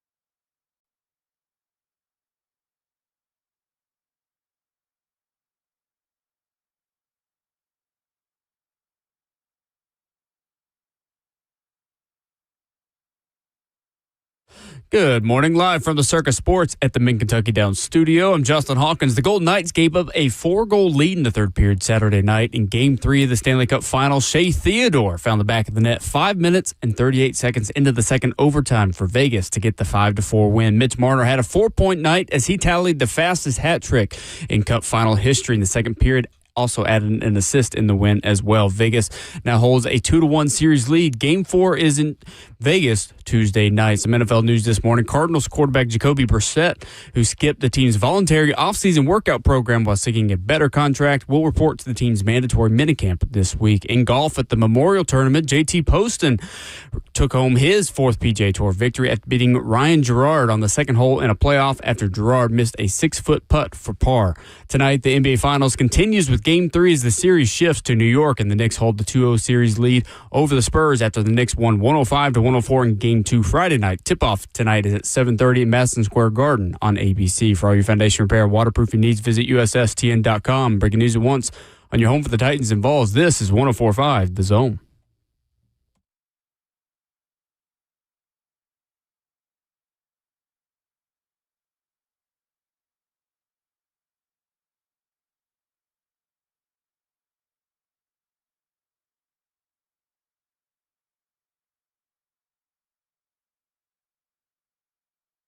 Second half of the show, in hour number 3, getting started on Ramon and Will. Ramon Foster, Will Bowling, Justin Hawkins, 615-737-1045 is our number. Coming up in 15 minutes, Jim Wyatt of TennesseeTitans.com will join us. We'll get his takes on OTAs so far as the Titans hit the practice field once again today. You can send us your thoughts, your comments, your questions at the F&M Big Chat, Facebook Live, YouTube, Twitter, or Twitch. I'm excited about this, Ramon, because the World Cup is here. We have made it to World Cup week. Thursday, Mexico gets the party started down at the Estadio Azteca in Mexico City. U.S. Paraguay Friday night. I am feeling pretty good about the U.S. men's national team, to be quite honest with you. You weren't at first. No, I was not. And I felt even better about them in a loss on Saturday. In Chicago, in front of a sold-out Soldier Field. Oh, RIP. It was 1-1 at halftime against Germany. Number 10 team in the world, the U.S., the number 16 team in the FIFA rankings. Now, they end up getting a goal from Leroy Sané in the second half, while a lot of the starters were right at the end of their shift before they were subbed out around the 60th minute. And on the score sheet, U.S. loses 2-1. Starters played 60 minutes for the U.S. I feel good, though, about what they showed us. Christian Pulisic looks like the best version of himself. Okay. He looks great. Okay. And Chris Richards does not play in this game. Coming off an ankle sprain, they need him at center back. I feel good, though, about them outplaying Germany in the first half. They had 11 shots in the first half against Germany. Looks great. So, if you will allow me, I have some rules for casuals and the diehards. I'm here for it. You are here to tell me if these rules are dumb. You can tell me if they are legit. But regardless, I have rules. You ready for these? I'm ready for them. Okay. I have 7 total. Number 1 is for both casuals and diehards. Cheer for the United States. If you're from another country, obviously cheer for that country. If you are a Lucas Panzica situation and you have close family relatives from another country, I get it. No doubt. You can have another allegiance. But if you're born and raised in the United States and you grew up in Nolensville, why are we cheering for Spain? Why are we cheering for England? I like England. I like watching them. I like a lot of those players because I like the Premier League. But I would want the United States to beat them 10-0 if they played. Obviously, we wouldn't. But, cheer for the United States. That's number 1. I like that rule right there, Number man. 1. This is the World Cup. Yeah, Should almost go without question. What's that? Should almost go without question. Man. To cheer for It should. Unfortunately, it doesn't. That's ridiculous. Unfortunately, it doesn't. We will team hop quickly as Americans. Yes, we will. Okay, all right. Sometimes Continue as on. I like athletes. that rule. I like that rule. Go ahead. For the diehards, you're not God's gift to the game of soccer.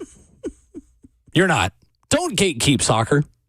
Now, I know it may seem like I'm gatekeeping it by giving rules, but my number 1 rule and my most important rule behind cheer for the United States is People you watch the game with are allowed to have an opinion. This is true. Whether they have never kicked a ball before, we as soccer fans are terrible at inviting new people to soccer. We're awful at it. And I will raise my hand and admit that. My friends in this sport largely stink at this.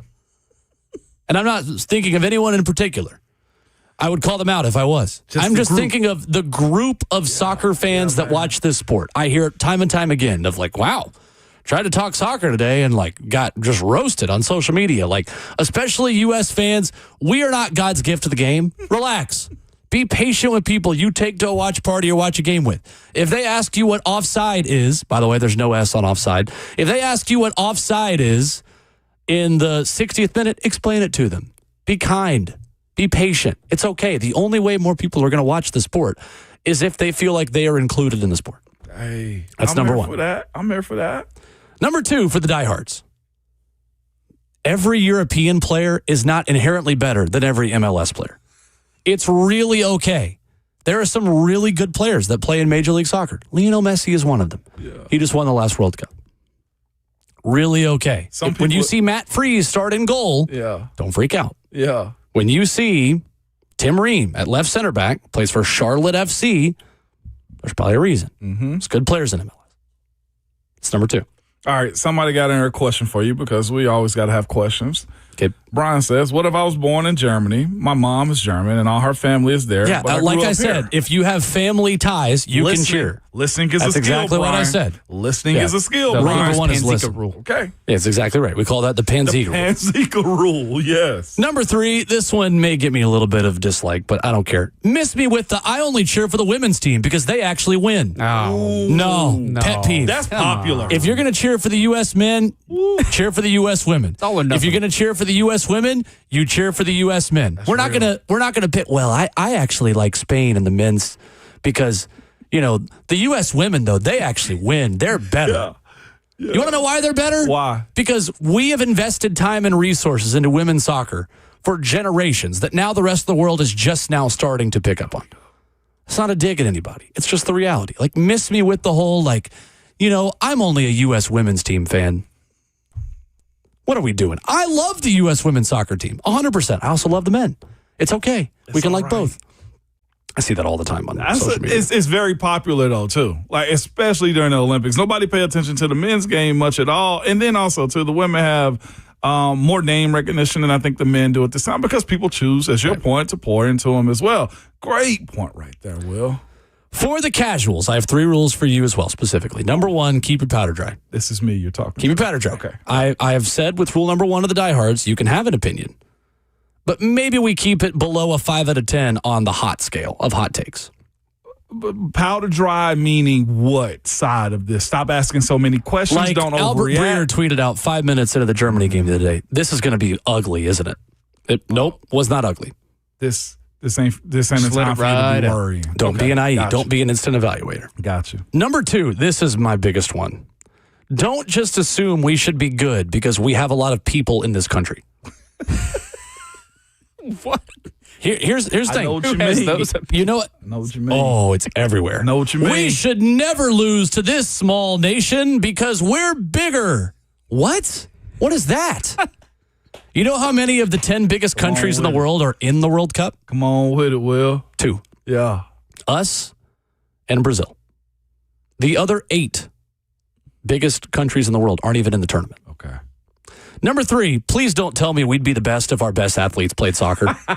That's a good one. That's my favorite. Please don't give me a lineup of LeBron James playing center back and Aaron Judge at one side and Steph Curry. You've got please don't. Anthony Edwards, yeah. Please don't. The best player of all time is 5'5", 120. Yeah. Lionel Messi.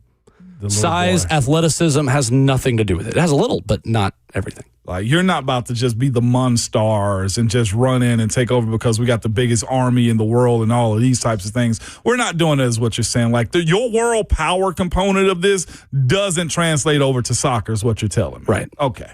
There we go. And I'm here for that, man. That makes perfect sense. I'll be real with you. Those are some good guidelines. And I say my most favorite one is probably the soccer purists. Don't push us away.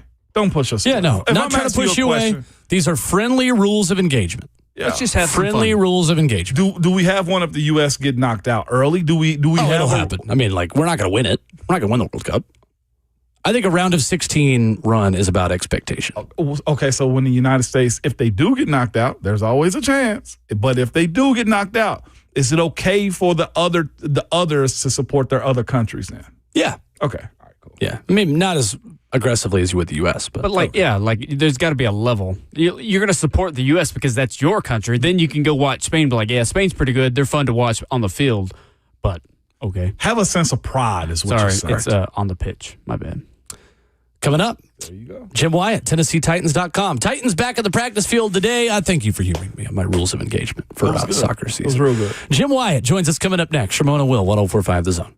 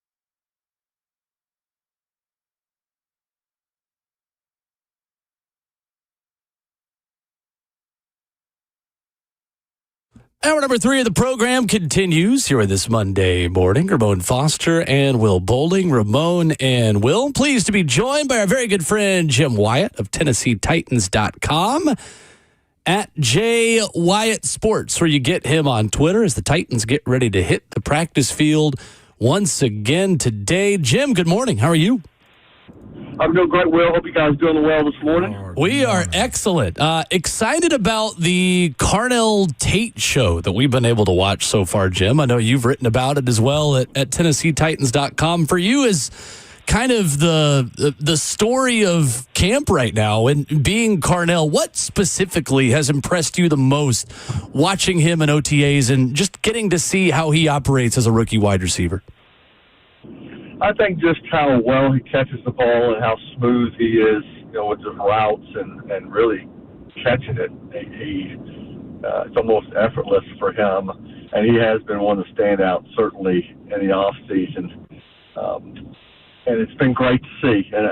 But I do always remind people again, Carnell Tate's in a different category than the Byron Elys and the Justin Hunters and the Tyrone Calicos and the Andy Berlins. These are all guys who have lit it up during the off season in the past, and then when the season rolled around, they didn't have as much success. I think Tate is certainly different than any of those guys I mentioned as far as his ability, as far as his potential, as far as what I think is going to happen with his career. But I always have to remind people, as good as he's looked, he's still got to stay healthy, and he's still got to be able to prove it when the pads come on. So I'm trying not to. It's hard not to hype him up too much because every practice he's one of the stars of the day, and so I feel like I need to address it. But at the same time, I also know that he's going to have to prove it, and it's going to get tougher when the pads come on and when he's going against veterans that are trying to knock him off his spot, and when he knows he's going to get hit going across the middle. Right now, it's been spectacular. Jim Wyatt, TennesseeTitans.com with us. We're in the same boat, Jim, and just it's the story. You got to talk about it, but at the same time, we're trying to remember the words of Coach Mack and keeping our powder dry through this point. That was kind of where I wanted to go next, though, just from rookies that you've watched and guys who have come into this organization and have had a lot of expectation and hype around them. How often does a good June correlate to a good rookie season? Or is there much of a correlation between success this time of year and hitting the ground running, not only when the pads come on, but when the games really start? Well, I think you can tell who's a special talent. I remember A.J. Brown coming out, and he was slowed a little bit, I think, by Hammy coming out of the draft, and they eased him in. But once he started practicing, you could tell he was a special type athlete. Chris Johnson was like that. I've seen some others who weren't as highly touted that come out and they flash, but the key is just to be consistent. I think for him, what I've been impressed with, and I saw him at Ohio State certainly and knew all about him coming in, but just watching how he works and how mature he is and how he's handles his business, he just seems like he's got the makeup to be really good and to really keep it going. And, when you're picked 4, obviously all eyes are on you and everybody knows it. And I think it's hard with all those expectations right out of the gate, but he has handled everything extremely well. And some guys, I hate to trash Traylon Burks because he's one of the nicest kids that's been around, but he obviously came in with high expectations after the trade of A.J. Brown, and he was the guy that was picked not at that position, and then he dealt with with some injury issues and dealt with the breathing issues right at camp, and he never really found his way at the start. I think Carnell's starting to find his way, and that's certainly a great sign at the start of his career. No doubt. We're joined by Jim Wyatt of TennesseeTitans.com.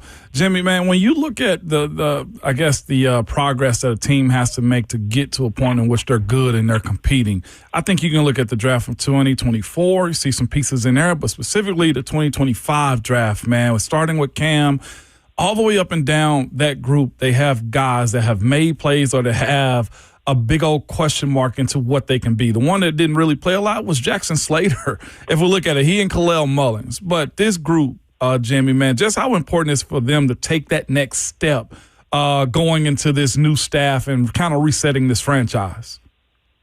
I think it's huge. I mean, as you know, Ramon, everybody talks about the biggest leap you make is from your first year to your second year, just because you spend so much time in your first year coming into the league. You've done combine drills and you've made your pro day visit. You've had your pro days, you've made your visits. You just don't get to be a part of the off-season program. And now these guys have been around here, throughout the course of the off-season, so they should be in a lot better position to be successful. And I think they will. I mean, Cam is certainly looks better and smoother and in better shape to me. He's lost 10 pounds. Obviously, that's going to make a big difference for him. He feels like, from a durability standpoint, from a conditioning standpoint, from just being able to play faster. Femi is a guy with a lot to prove. Unfortunately, we haven't seen him a lot here in recent weeks in these off-season workouts. I think we're trying to get him right from a health standpoint. He's a guy that can make a big leap. Kevin Winston, I talked him up so much last year just because in the limited amount of time that we saw him, whether it was at practices or even in the games, you could tell he's got, the skill set and the talent to be good. I think he has a chance to make the biggest leap of everybody from that group. DK proved it last year as a returner.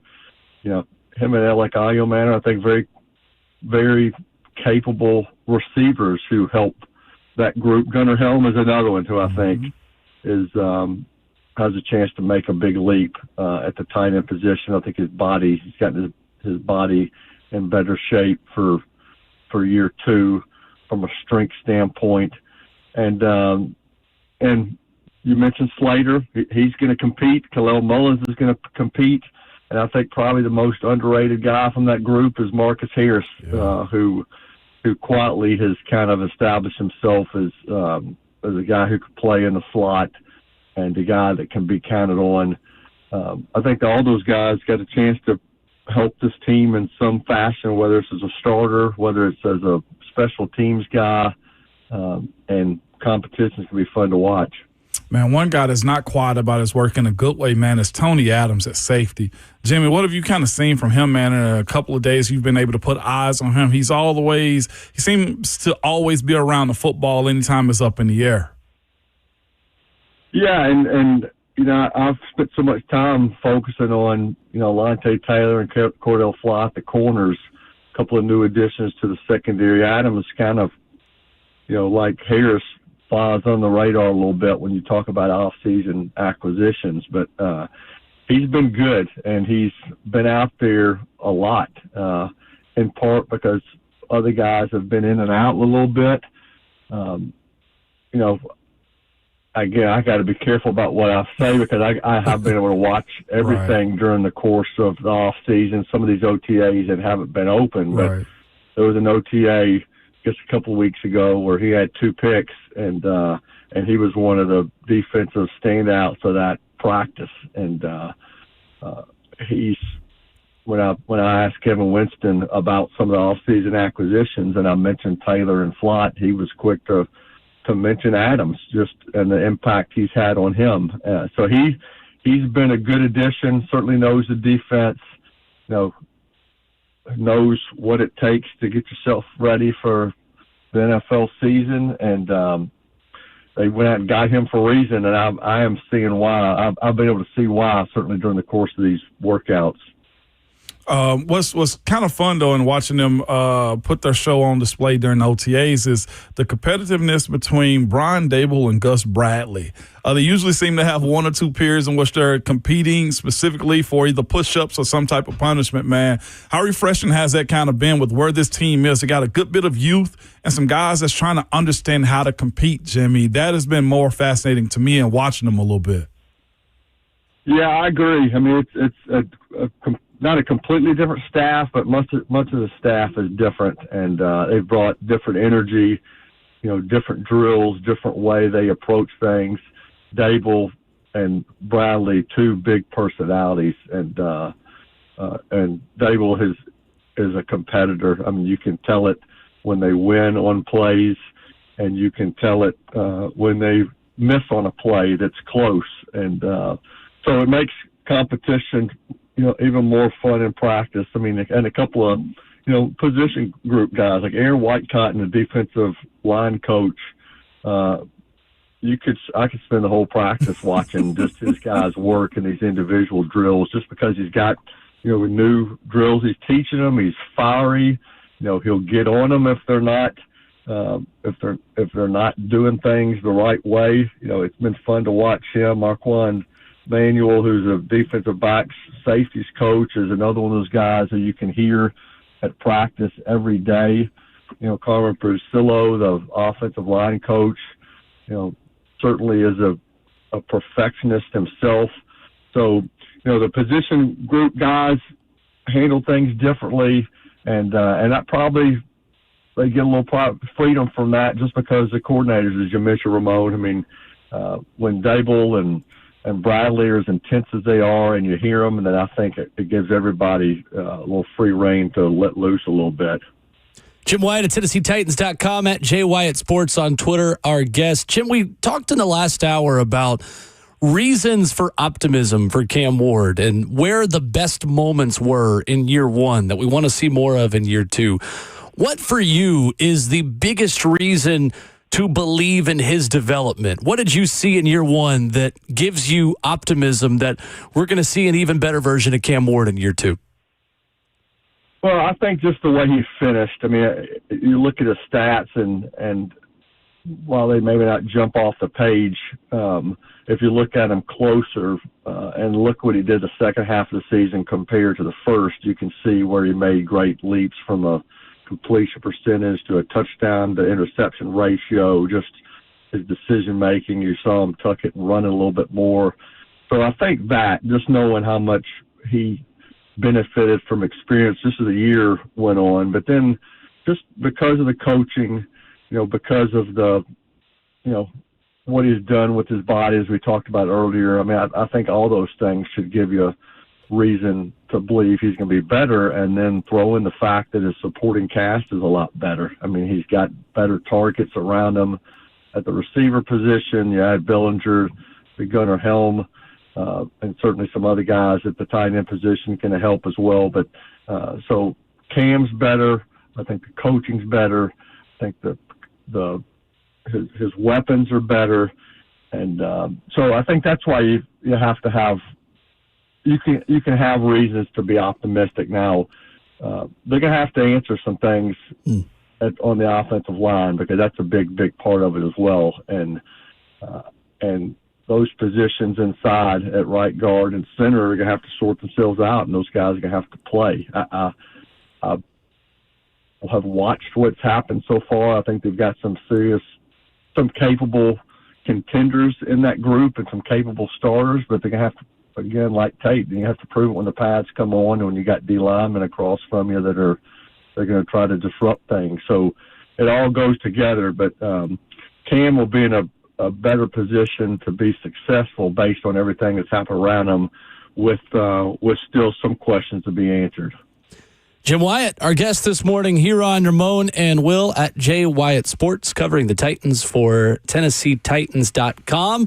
Jimmy, we will see you out there today. Thanks as always. Most definitely. Thanks, Jimmy. Okay, sounds good. Appreciate y'all having me. Thank you. Yes, sir. Jim Wyatt with us here this morning with, I think, again, a great take and I think great insight, Ramon, on maybe the player we've under-discussed the most.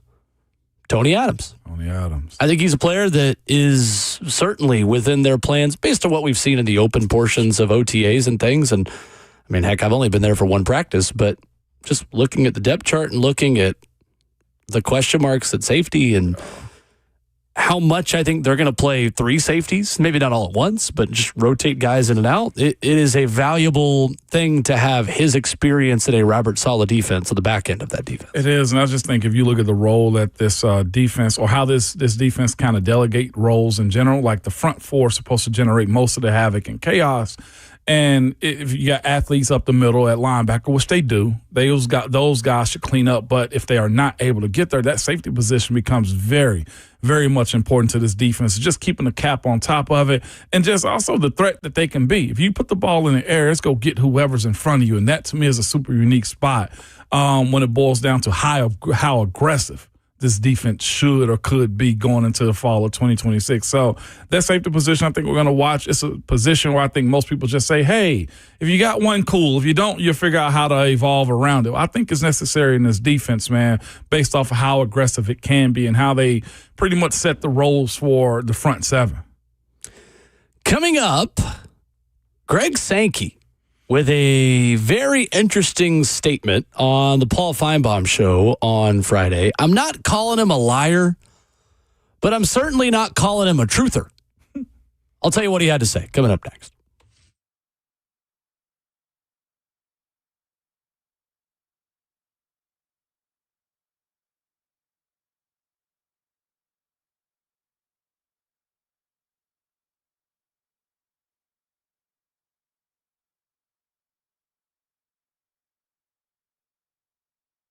Genesis Diamonds takes financing rates all the way down to zero. Right now, only at Genesis, you can pay nothing down and get zero interest for 5 years on any purchase. A handcrafted Tacori ring with the GIA certified diamond is only $100 a month. They got wedding bands, colored bands, fashion necklaces, just $40 a month. You can pick any item, pay zero down, and spread your payments over 5 years, even the sales tax. How about that amazing $3,000 pair of diamond stud earrings? Well, that's just $50 a month. Luxury pre-owned Rolex watches are also included in this. While interest rates are still high everywhere else, Genesis is offering real interest rate relief, and you need to take advantage of this. 0.0 for 5 years, all the way to the year 2030. This makes everything more affordable, and it's just the smartest way to buy. Don't miss, again, this amazing offer. All natural and lab-grown diamonds are included. It's now through June 30th at Genesis Diamonds on approved credit, so see store for details. They're located in Green Hills and Cool Springs.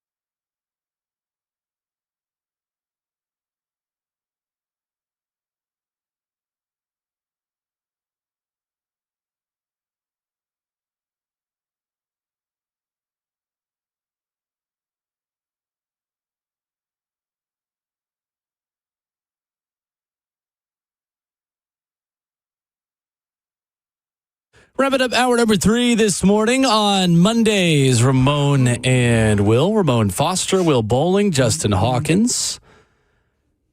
Greg Sankey says the idea that the SEC is interested in forming a super league with the Big Ten is erroneous. All right, Greg. Says no conversations have taken place between the SEC and Big Ten about merging into a super league of sorts.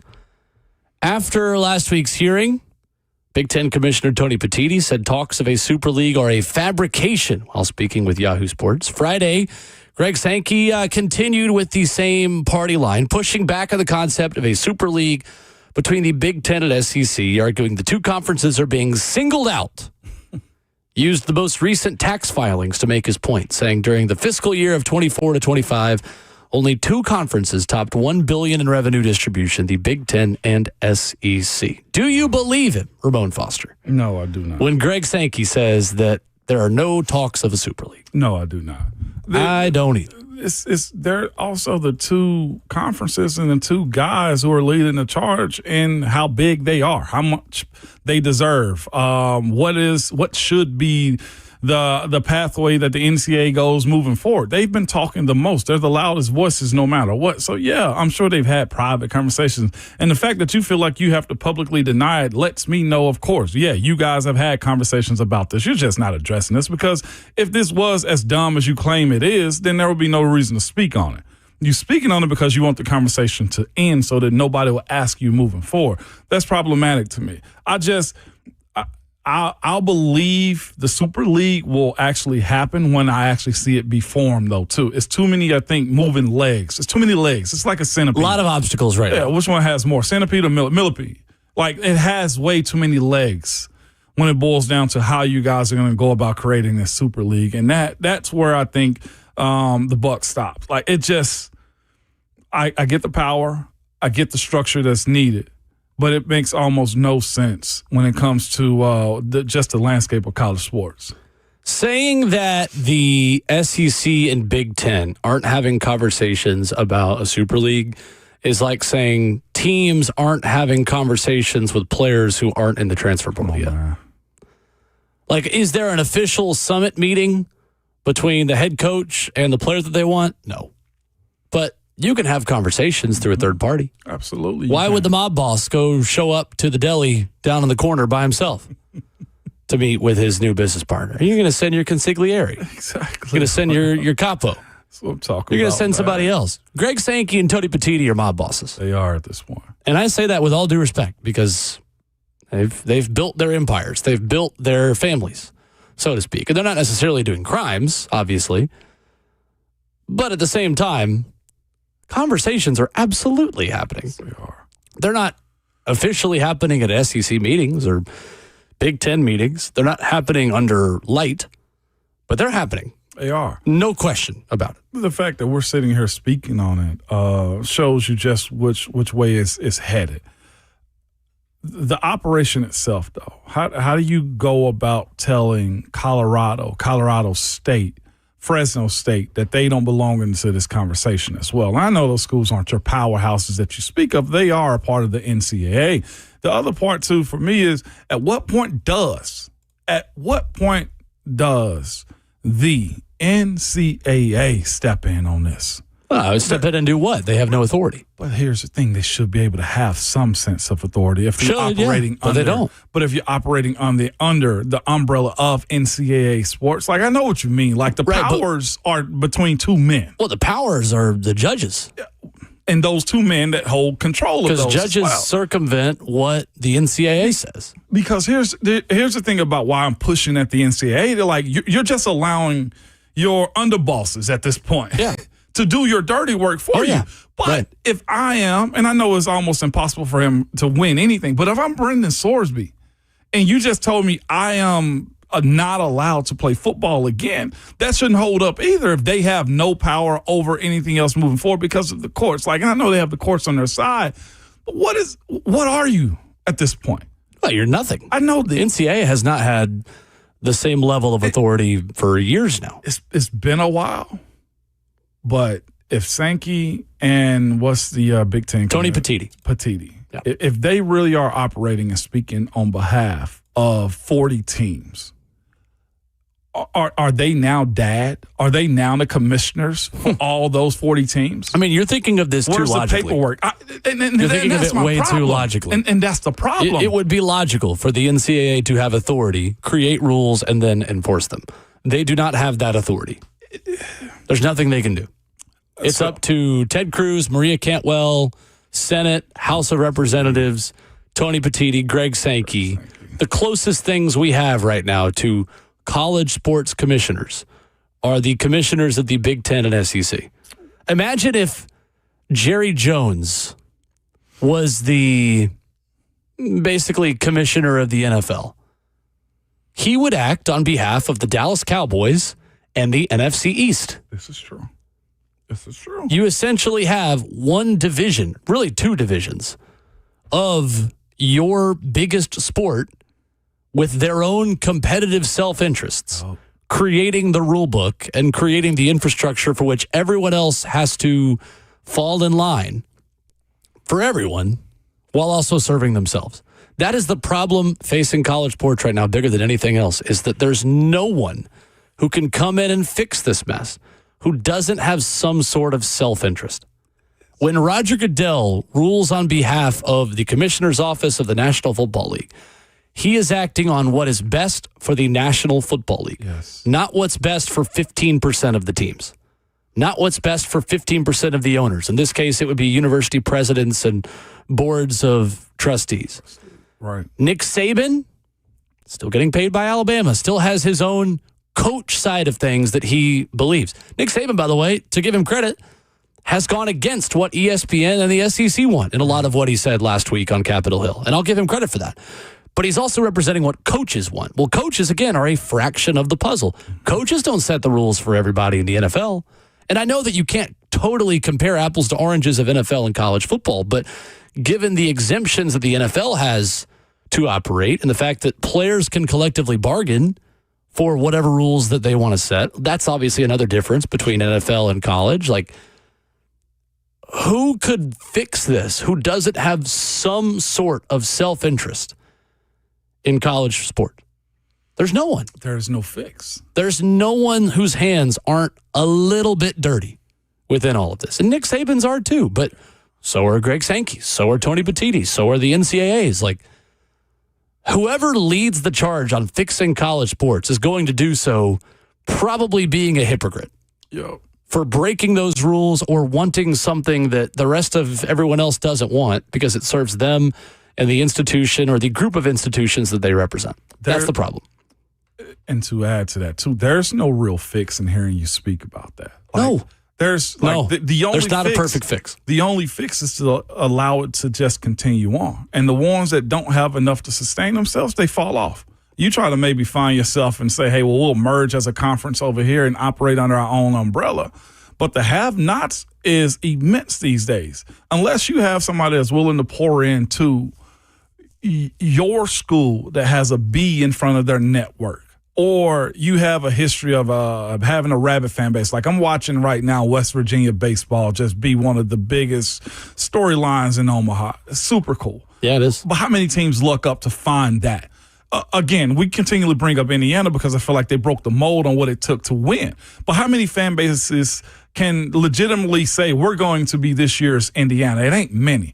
We're watching, in my opinion, 3, maybe 4 schools that are trying to buy themselves into championships. I'll even go the basketball route. Rutgers a couple of years ago. Rutgers has been trying to buy it in basketball. You look at Miami. Miami's had a lot of first-rounders, a lot of wins, a lot of everything, yet to do it. Texas Tech, same conversation. Heck, for that matter, Texas is. University of Texas is, and currently LSU. Everybody's trying to buy this. And again, unless you got a rabid fan base with a lot of history behind you or a billionaire like Texas Tech that is choosing to say, you know what, we're going to push all our chips. They also failed again when it came down to, I won't say failed because those ladies have done a lot. Right. But the softball side of things for Texas Tech.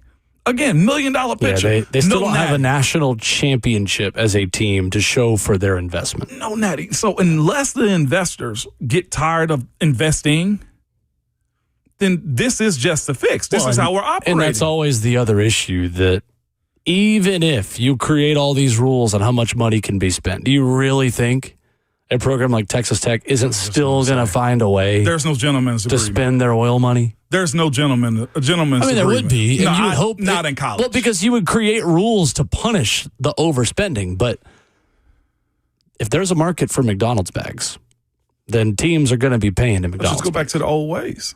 They'll do it under the table. Exactly. So, does that mean you shouldn't create rules? No. Because even if you do create some sort of guardrails, it's better than what we've got now. It's better than LSU spending over $40 million. It's better than Kentucky spending over $20 million last year for a basketball roster that was quickly bounced from the NCAA tournament. Like, it's still better than where we are now, but it's never going to be fully clean. No. And it's just better if we accept that college sports are never going to be fully clean of cheating and of money running the sport under or on top of tables the way it does. And even in the NFL, like, there's a little bit of coloring outside the lines, like all the legal tampering stuff, like all the conversations that happen in the combine. Like, there is always going to be coloring outside the line. It's just going to be in pretty bright colors for college sports. Which one implodes first? College football and its pathway that it has right now, or how much bigger the NFL gets? Oh, it's college football by That's a what I mile. was thinking. Yeah. Yeah. Because this spending isn't sustainable. It's not. And college football wouldn't be the first to collapse, but softball programs and baseball Olympic programs sports. and tennis teams, rowing, track and field, volleyball. Yeah. Like, that'll be what collapses first. Then slowly fan interest will start to wane. Like, it's not going to happen all at once. Just the talent. Just fees that are included in tickets now. You go on any college crazy. campus right now, Yeah. there are cranes everywhere. It's like what Josh Pate says. When you poison a river, you don't immediately at the end of the river in the ocean poison that water. It's got to trickle down. And there's some poison in the river at the moment. 615-737-1045 is our number. Game 3 tonight, Knicks and Spurs. What we're watching for next.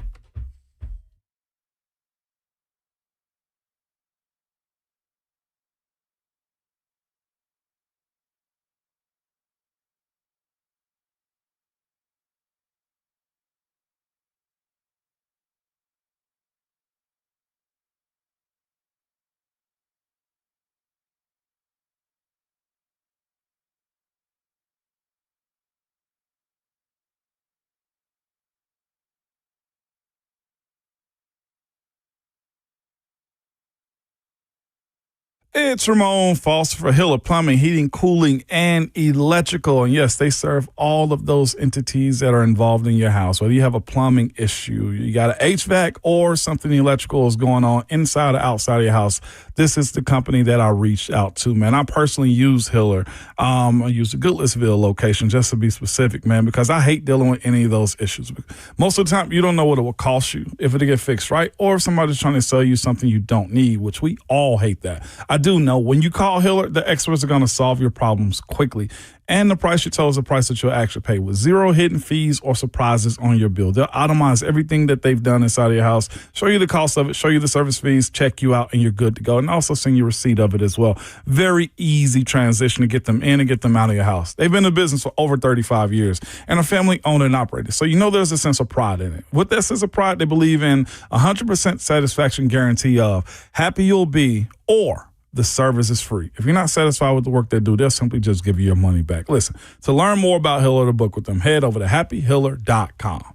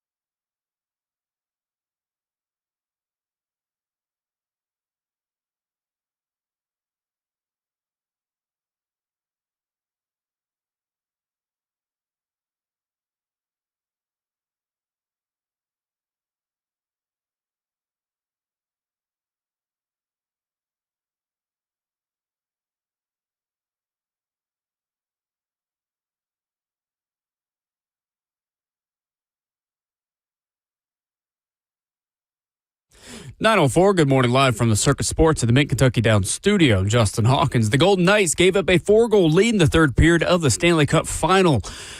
On Saturday night, Shea Theodore found the back of the net 5 minutes and 38 seconds into the second overtime, giving the Golden Knights a 5-4 win. Mitch Marner had a 4-point night as he tallied the fastest hat trick in Cup Final history in the second period. Also added an assist in the win as well. Vegas now holds a 2-1 series lead over Carolina. Game 4 is set for Tuesday night in Vegas. Some NFL news this morning. Cardinals quarterback Jacoby Brissett, who skipped the team's voluntary offseason workout program while he seeks a better contract, will report to the team's mandatory minicamp this week. Tonight, the NBA Finals continues with Game 3 as the series shifts to New York, and the Knicks hold the 2-0 series lead over the San Antonio Spurs after the Knicks won 105-104 in Game 2 Friday night. Tip-off tonight is set for 7:30 in Madison Square Garden on ABC. For all your foundation repair and waterproof needs, visit USSTN.com. Breaking news at once on your home for the Titans and Vols. This is 104.5 The Zone.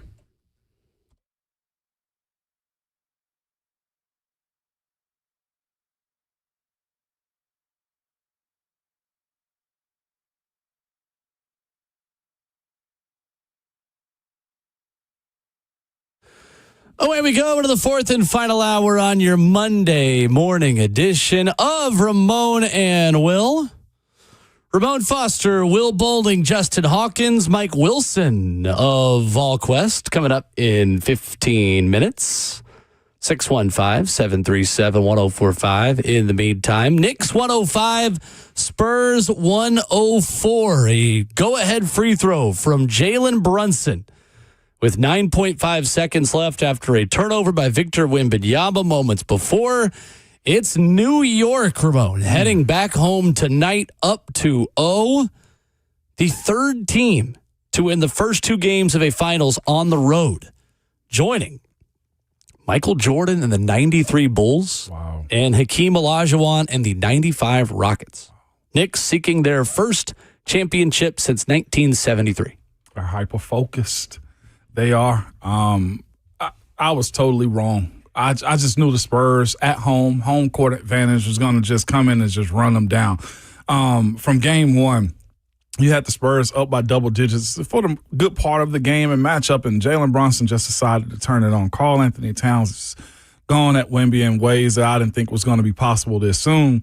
It was so good of a showing by the New York Knicks that Shaq and Charles Barkley pretty much got into a real strong argument about how. Saw that. Yeah, it's good TV. It was good TV. Mm-hmm. And Shaq wanted to play it off, and like Charles had to tell him, like, Shaq, you even got swept in your younger years. So if you didn't see it, Shaquille O'Neal was talking about how bad, in his opinion, Victor Wembanyama has been up to this point in the NBA Finals, and Chuck said, he's 22. He's stunned.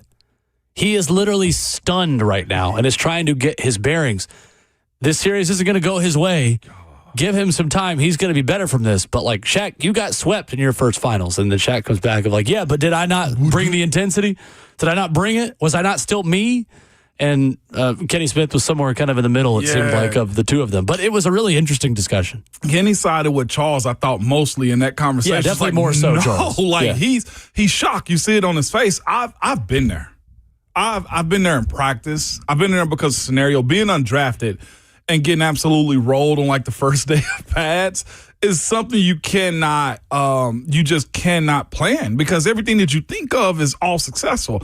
I had somebody recently, I forget who it was. It might have been Inky. It was somebody. It's like, and it was probably an athlete. But you have to consider, and I don't think Wemby has because he's been rolling so well. He knocked off OKC. He knocked off the league MVP and Shea Gilgeous-Alexander.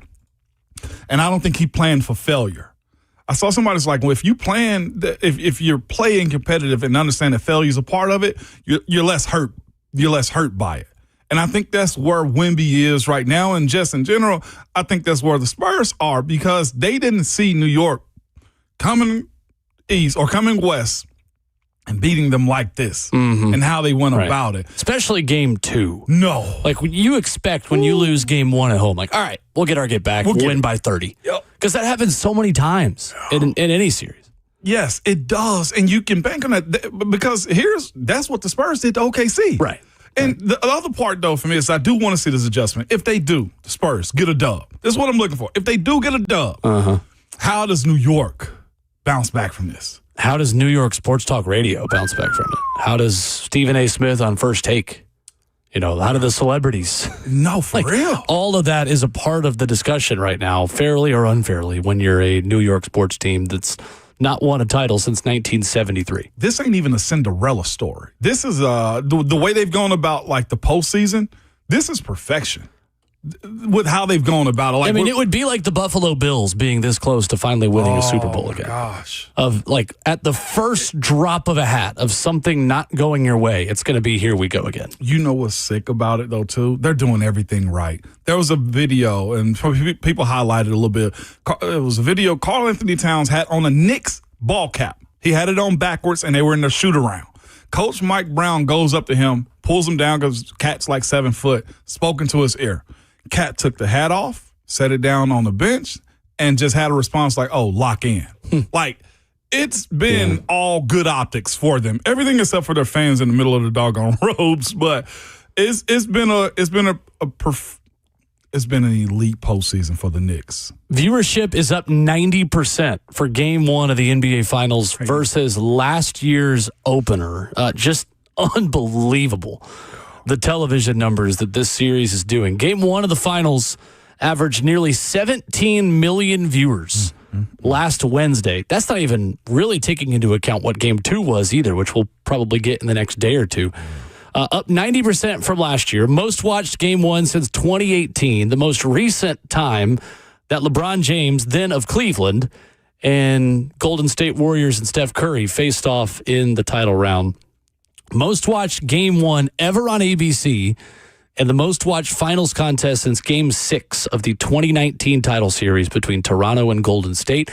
It also has outrated 15 of the last 16 Game 1 World Series games. It's big for the NBA. Which has not been the case recently. The World Series has been outrating the finals for years now, and that is changing in this series with the eyeballs on New York. I've been telling people this new era of NBA is fun to watch. It's exciting. The stars at the appropriate age. And I've been a huge critic of the league, but I'm enjoying watching it right now. But like, the names more now, right? And like they're living up to the hype, I feel like, as well. I don't think it's for me knowing the names more. I just feel like the entire discussion isn't dominated by a group of 2 or 3 players. Facts. I know more names. I could say that maybe. Okay. To your point, like, there are more characters in the story. Yep.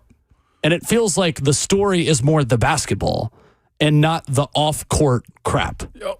Not the narratives, not the national media-driven crap about LeBron versus Steph Curry versus Kevin Durant joining a super team. Just all the different junk that you get when you mention so many of these players, and it's not through any fault of their own. They are mega superstars, but the league's viewership in this stage has declined because, to me, as an outsider, again, take it for what it's worth, more of the discussion about the NBA has always been everything but the actual basketball. Now it actually feels like the basketball is the story. And I know to diehard fans, like to people like Ron Slade, people like you who love the NBA, the basketball has always been the story to you guys. I'm speaking as a total outsider, just my 2 cents, just my opinion. As an outsider, the stuff to me that makes headlines is the crap. It's the decision. It's the where's this player going? It's who's building a super team. It's what trade's going to happen. It's what Supermax deal. Who's forcing their way out? Who got their coach fired? Yeah. It finally feels like the basketball is actually the story to me. Well, if you look at the last 3 champions that have kind of come through, all of them with the addition of 1 or 2 players, because SGA original team wasn't OKC. They're all homegrown. Right. For the most part. Like, yeah, it's not just this year where the basketball, it's been a steady climb back up. It has. To being based off the team and not the biggest player on set team. So is that part that makes it fascinating? It is also not everybody's need to be a friend. That's what you're speaking of, the banana boat saga that everybody's That's going true. The super team part of it as well, right? Need more hate in sports. And that's what Savage brought up last week. It's just like this hate in sport is a good, healthy part to be at for the NBA because nobody's just thinking about, I need to be cool with this. It is fascinating watching these these younger teams grow together, because I don't think anybody expected New York to be a super team. Like, they got really good players, but like Definitely not to win 13 in a row in the playoffs. There's a strong big three, the way it was with Miami, the way it was with the Lakers, or They built it. They built it for the most part. They didn't buy it. And I don't think Cat was a huge part of that when it boils down to, like, yes, Carl Anthony Towns, for those who don't know. When he left Minnesota, I don't think this was what Minnesota thought they were going to get from Carl Anthony Towns. I don't think so either. This NBA Finals is kind of like pre-LeBron going to Miami era. So this Finals actually kind of draws, to me, a comparison of LeBron's first Finals appearance in 2007 with the Spurs. LeBron's this up-and-coming phenom. He's 22 years old. His first Finals, he's playing a Spurs team that is built just like this Knicks team. You got Manu Ginobili, Tim Duncan, Tony Parker, the works of that kind of ilk. With a Hall of Fame coach. Exactly. I feel like this kind of Finals mirrors that. Wemby's on the up-and-coming phenom. He's just not there yet because his team's not there yet. We'll see if he can get one. LeBron lost 4-0. And that Cavs team lost 4-0. This team could be similar to that, but Wemby is there, just not quite yet. Maybe he needs that supporting cast like LeBron eventually got, but he also left to go get it That too. was my initial thought on Wemby. I brought this up. I was like, is it too soon? Do you have to? You don't have to have hardship. Like, there are rookies that win world championships often. But for the stars, like, is it ever too soon to go get it? Who's the to go get one? To go get a championship? A championship. I'm trying to think of the NFL terms. Maybe. Like, for a franchise quarterback, who's been the one that has kind of gotten it at this point in time? I mean, it feels a little bit more like Joe Burrow making it in year 2 and Drake May making it in year 2, but not winning it. Yeah, exactly. Didn't win it. Like, you know who could be winning a lot next season? Brendan Sorsby. Because he was just granted an injunction against the NCAA in court. Stop. Mm-hmm. Lubbock District Judge, 1 minute ago, Ross Dellinger has the statement. Brendan Sorsby has pulled off a major upset in a Lubbock District Court and has been granted his injunction against the NCAA. Didn't we just bring this up in the last hour? This is so funny. Didn't we just say this? Like, where is it? Why hasn't this? Why hasn't the NCAA done something? This is why they have no authority. The court finds the applicant has demonstrated he will suffer a probable, imminent, and irreparable injury if this court does not issue this temporary injunction, because he will be unable to participate as a member of Texas Tech's 2026 football team, including Texas Tech's 2026 football season, and benefit from elite coaching, training resources, camaraderie. Give me a break. What? And regimen that only being a member of a Division I college football team can provide.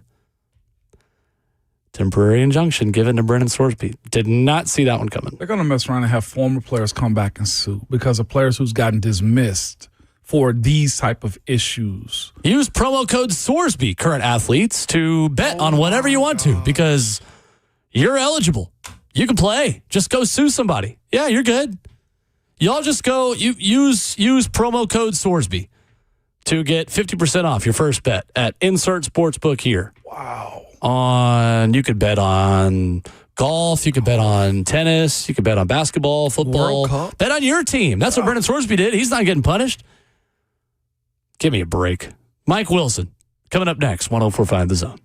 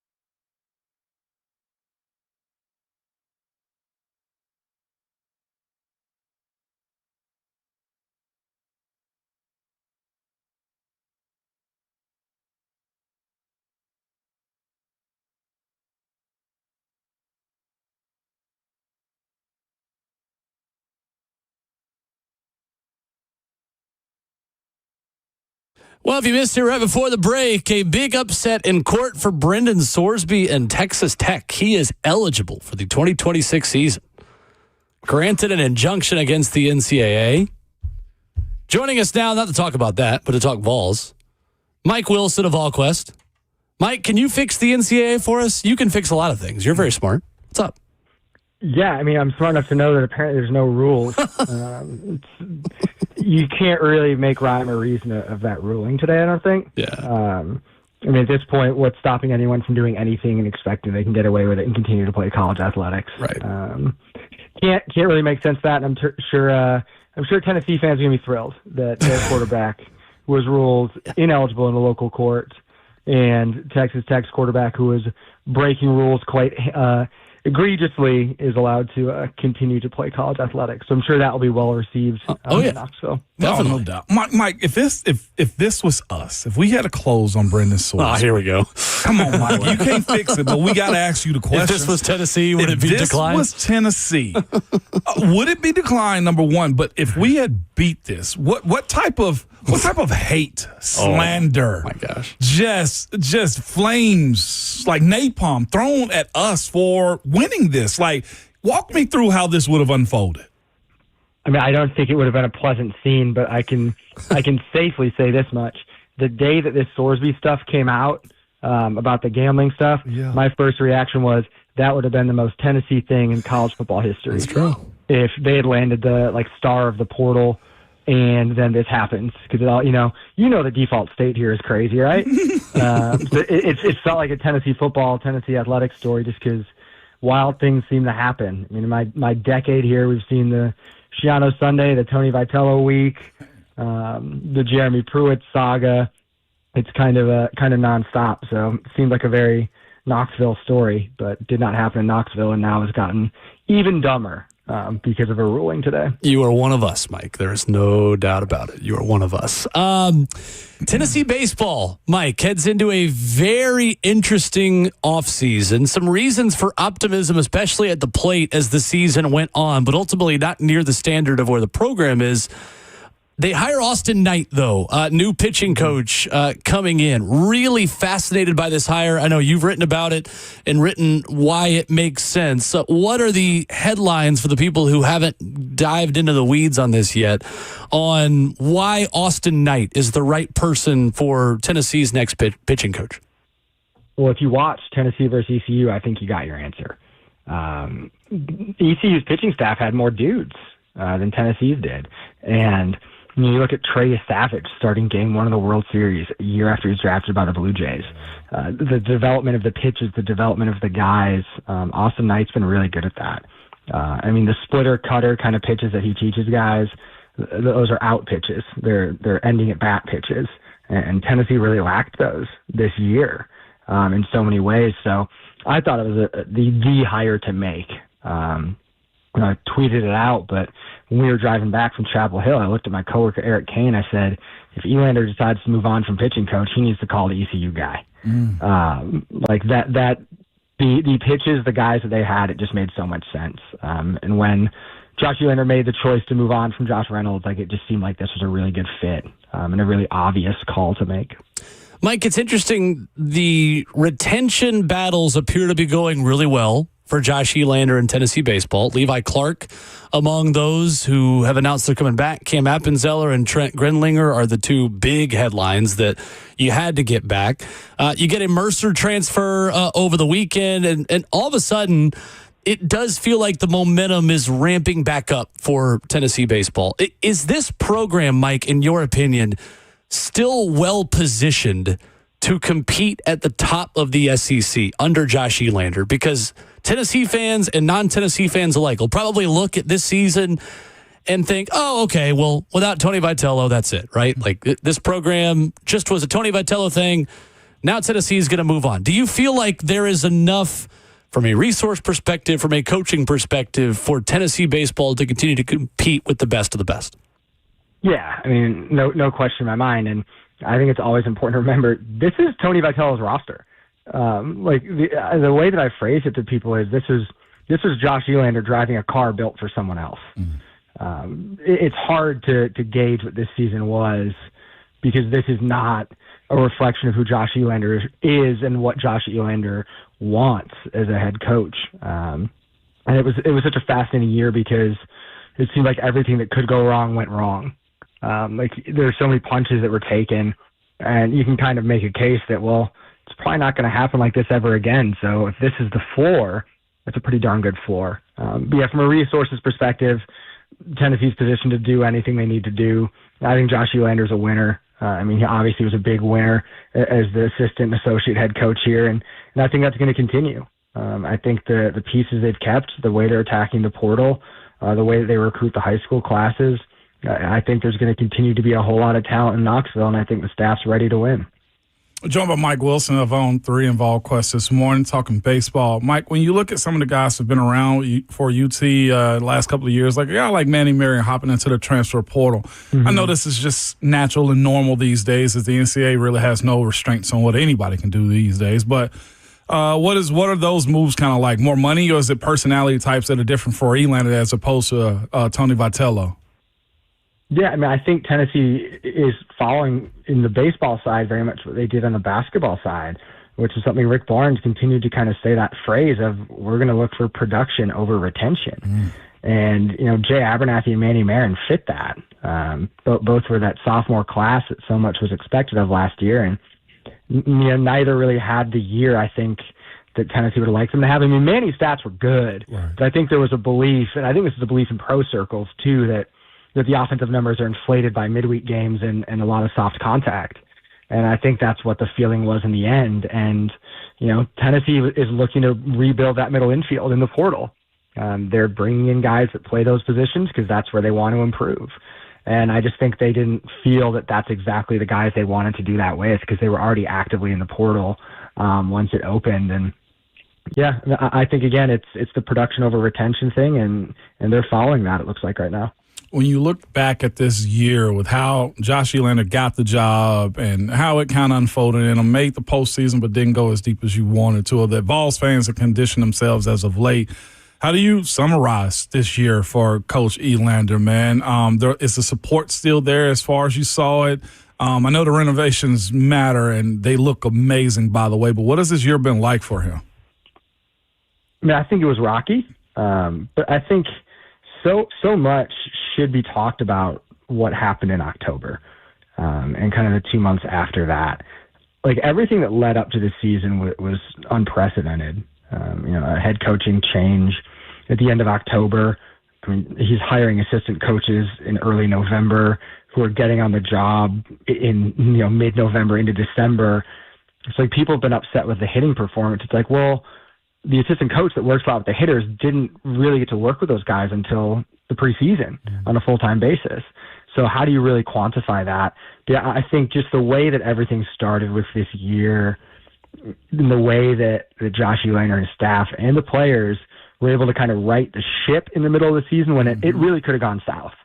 I mean, after losing that Alabama opener, they really could have seen the season go south there.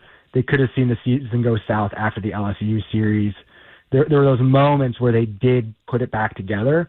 And that's kind of what lingered with me, was this season was chaotic from the start because of what happened in October, and things went really poorly in some really funky ways, but they rallied it together and got to the postseason. Things didn't go well in the postseason, but you got to the postseason, whereas programs like LSU and Vanderbilt didn't. So the fact that Tennessee rallied back and got there really stuck with me.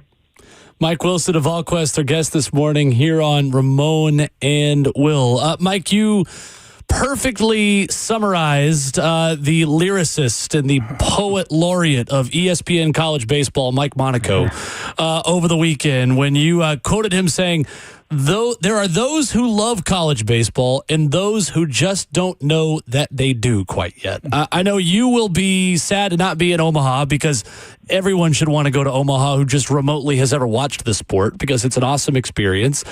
Tennessee obviously will not be there. Who do you like at this point, Mike, for all the 5 SEC teams that are in this thing, many of whom you have seen this season? And then the dark horses, obviously, that have crashed the party. Who stands out to you as the favorites this weekend? Yeah, my belief has been the winner of the Mississippi State Georgia Super Regional is going to win it all. And obviously that was Georgia. But I mean, that's one of those classic, like when you talk about like a college football playoff semifinal. Right. You're like, yeah, that was actually the championship game. And it's a little harder to go to Omaha and do it because of the way the bracket is set up. But I really like those teams. I think North Carolina's on the other side of the bracket. I think North Carolina probably comes out of that. But Ole Miss is North Carolina's matchup, I think, early there. Ole Miss has the pitching to win it all. Watching them in Knoxville this year, their pitching and the way that their pitching staff attacks, they can win it all in Omaha with that staff. I don't know that they have the offense to do it in the ballpark in Omaha because they kind of rely on a couple of guys, but the pitching staff's right there. But yeah, I'm really high on Georgia. Unfortunately for Georgia, it's Georgia-Texas, I think, in the first game, which that's a tough draw.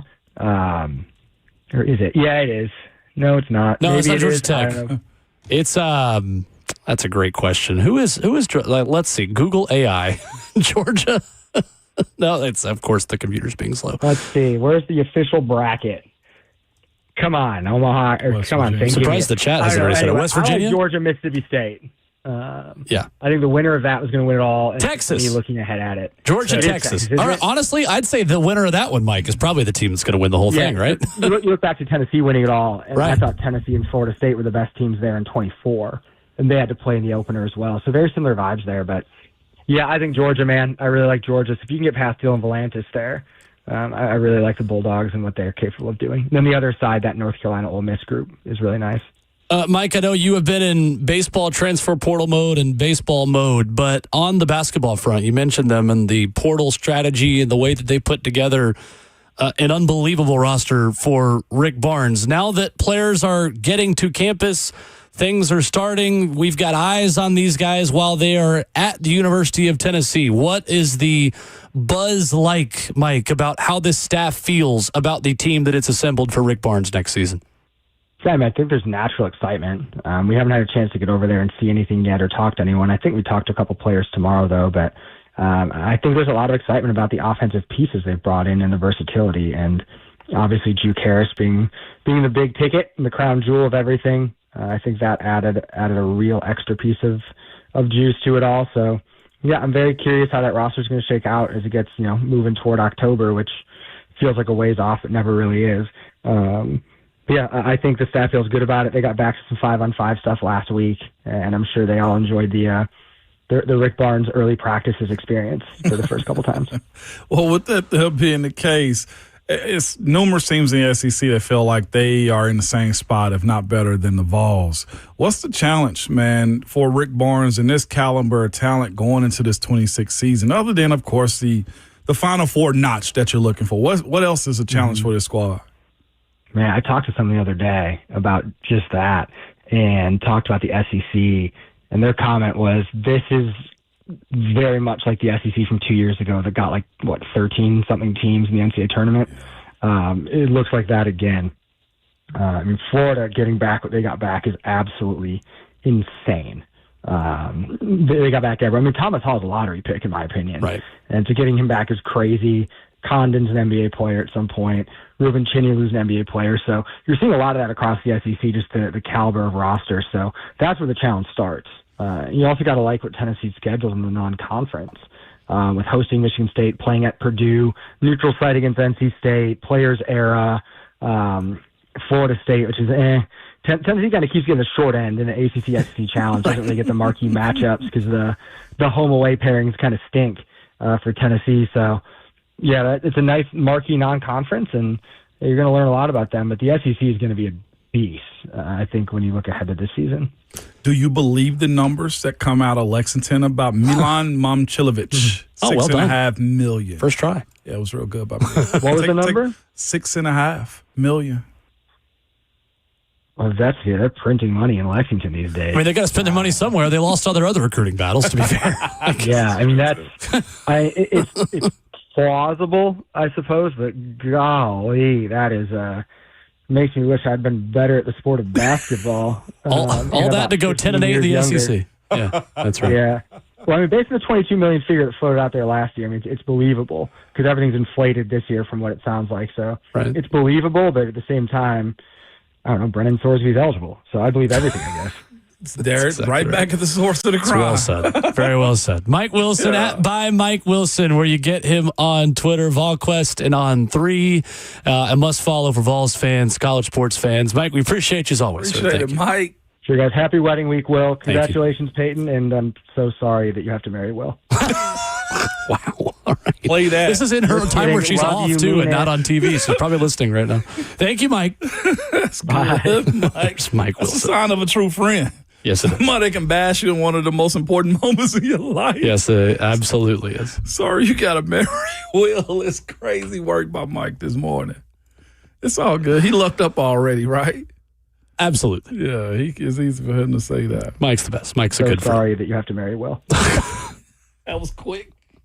That was quick. Why in the world did you get that done so fast? Well, I was already Go to break before you can cut anything else. NCAA's response to Brendan Sorsby after this. So sorry that you have to marry Will.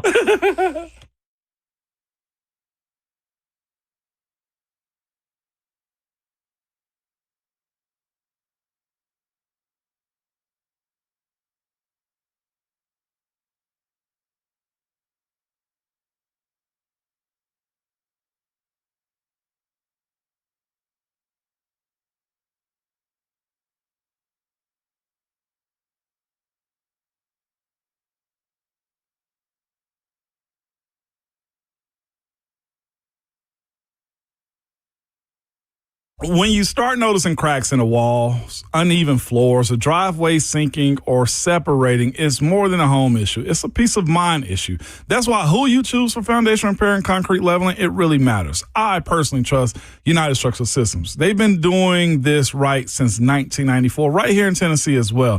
USS doesn't believe in the quick fixes or scare tactics. No, they take their time to inspect, explain to you what has happened, and walk you through real proven solutions that are built to last. Whether your home needs foundation stabilization, crawl space repair, or concrete leveling for sinking sidewalks, patios, or driveways, USS uses engineered systems designed for long-term performance, not just those temporary patches that'll make you feel okay, and the next couple of years is broken up again. What really stood out to me when it came to my house was their integrity. If you don't need a repair, which I didn't, they told me that up front. But if you do, you'll know exactly why before the work begins on anything. Right now, USS is introducing 24 months, no interest financing options, good now through the end of June. Learn more or schedule your inspection by heading over to USSTN.com.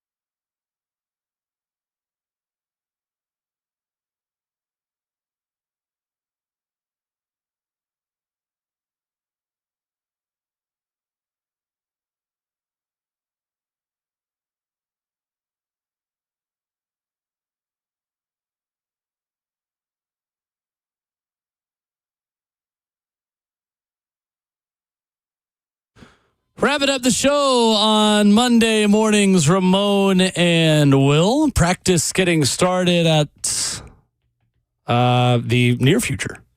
Around 11. We'll be there. We'll have takes for you tomorrow. No sound the next 2 days. But that's quite all right. We're happy to just be around. Happy to watch. Right. On a couple of practices over the next 2 days. So stay tuned for more updates this week. 3 practices that will be open and media sound on Thursday from people with the Titans, as Robert Saleh will speak then, and some select players. So looking forward to that. Ramona, there should be a lot of anger around the country at a judge in Lubbock County who has made Brendan Sorsby eligible. He will serve a 2-game suspension for breaking gambling rules. What all would you like to make legal now that the NCAA has zero power over college sports? Let's hear it. These are the things I've been making a list since we've been on break. Yeah. These are the things I love, not even just allow, what I want to see on college football sidelines. I'm encouraging them moving forward. Hit me. Listen, just hear me out. I want to see blackjack dealers on the sideline. Okay? I want to see all-out dice game. Just know this, shooting dice is a big part of the culture. I need to see that on the sideline with a couple of friends outside holding the cash and making sure nobody goes out there because you got to run back out there on the field to play games. I want to see Magic City posters along with strippers on the sideline as well, too. Family members. Listen, it's okay now. What is the NCAA? I want to see also family members with headsets so they can call their own plays for their own kids out there. Give me Marshawn Lynch's Hennessy bottle. I want to see that on the sideline as well. Matter of fact, don't stop at Hennessy. Bring a couple of barrels of Buffalo Trace out there, too, okay? Endorse it all. I want to see a pool on the sideline with the bookie in it. You want to place a bet? Go over to the pools. Just head over there, okay? This is a good one, good sentimental one, okay? Pictures of Pete Rose and Don King, okay? 2 guys that absolutely amplify all things around either Vegas or gambling. R.I.P. Pete Rose. Also, I want to see in the end zone, on one end zone, give me the 1990s, okay? The 1990s Michael Jordan limos that took him to casinos in between games. Well, how about this? Can I add one? Yes. Terrell Pryor giving tattoos on the sideline after you score a touchdown. And when you get one, you get a pair of little golden pants at the end. I got more. Give me a picture, also a mural of the 1919 Chicago Black Sox. Okay, I want to see them out there. Handing you a Chick-fil-A bag of money after you score. And if you're not a high caliber player, there'll be McDonald's bags over here to the left. Put those out there. I got a couple more, okay? Give me also Maurice Clarett being the game day announcer. Great. Tried to go at the NCAA. I feel like now he could sue them and win. My last one, okay? The guns that Gilbert Arenas brought to the stadium that time and told his other friend to pick one. Okay. What can they do? Maybe we draw a line. No. Why? Why are we drawing a line? If you missed it, Brendan Sorsby has been granted an injunction and will play for Texas Tech in 2020. What else you got over there? What you got for us, man? So what I think Tennessee should do is, we got a big question mark at quarterback this year. Peyton Manning's available. So let's sign Peyton Manning. I want to bring Alvin Kamara was just with David Gabriel Georges this past weekend at his visit. Why don't we just make him a Vol? His contract situation's in a little bit of limbo right now with the Saints. Let's just go ahead and make him a Vol. I want to. Jalen Hyatt is in rough standing with the Giants. Let's just put Jalen Hyatt back in our offense. Let's go ahead and do that. I think for 6 games of the year, Trey Smith could give us 6 games. When they've got a mini bye playing on Thursday Night Football or they're playing Monday Night Football, any week where Trey Smith isn't playing on Sundays, he should be starting. I'd even put him at tackle. He could start at Lance Hurd's spot for the Tennessee Volunteers. I bet he would be okay. And if you don't think the NCAA will let Peyton Manning play again, no, just go get a judge. I'm sure there's somebody in Knox County who'd love for Peyton Manning to play for Tennessee again. Dude, imagine the NIL deals that Peyton Manning could get. All of the NBA players that just got in trouble for betting on games. Right. They got Chaz eligibility Lanier, left. bring him back. Let Chaz Lanier fill it up. I bet Zakai Ziegler, run it back. He would absolutely love Vandy, that. you can get Diego Pavia back again. What's stopping him? Yeah, and there's nothing stopping you. Just sign them all up. Dude, here we go. We got a submission. Sign them all up. We got a submission. Todd Helton's playing first base for the Vols next year. Easily, okay? We got a submission also from the YouTube chat. Yeah, hit me. Got a single word for you. Weed. Just bring it on the sideline. Do it. Do it. What's a drug test? When James Banks got suspended for the Wizinator? No. Absolutely not. I need to sue them right now. Put weed on the sideline because they're clearly high. They're clearly high. Who? You know what? Matter of fact, look crack. Let's put it on the sideline. No, that's how far we've come, Will. No. Put a little crack. No. Sprinkle some crack on the sideline. He's joking. Let's Everyone, he's sprinkle a little joking. bit. Sprinkle a little bit on the sideline. I got Will, a is what phone I'm submission. He didn't want to go on air, but here's a good one. Jameis Winston on the sideline passing out some crab legs. Yeah, come on. We're going to eat some dubs You know out what? here. Cam Ward can go play for Miami and Washington State. He can play for both of them. What are we doing? He can play in the Pac-2 and the ACC. Friday night, what I'm Washington saying. State. Saturday night, Miami. Listen, Emmett just listen. Hendon's in the quarterback battle for backup. Yeah. Send him to Knoxville. Oh, Hendon Hooker back in Knoxville. back. That's, you know what? I'll settle. I'll go from Peyton Manning and I'll settle for Hendon Hooker. Bibbity gave me a thumbs up for crack. Crack is back. And it's whack. You sound like the Stephen A. Smith who was on crack. Stay off the weed. Better than Lamar Odom, who was on crack. Lamar Odom. I know he got eligibility left. Bring the Kardashians with him. Latrell Sprewell to choke out whoever comes down from the We're back NCAA. at it tomorrow morning at 6 a.m. Who knows what else will be broken in the NCAA? Use promo code Sorsby at checkout. We'll talk to you tomorrow. But remember, your Twitter fingers and your mic is always hot.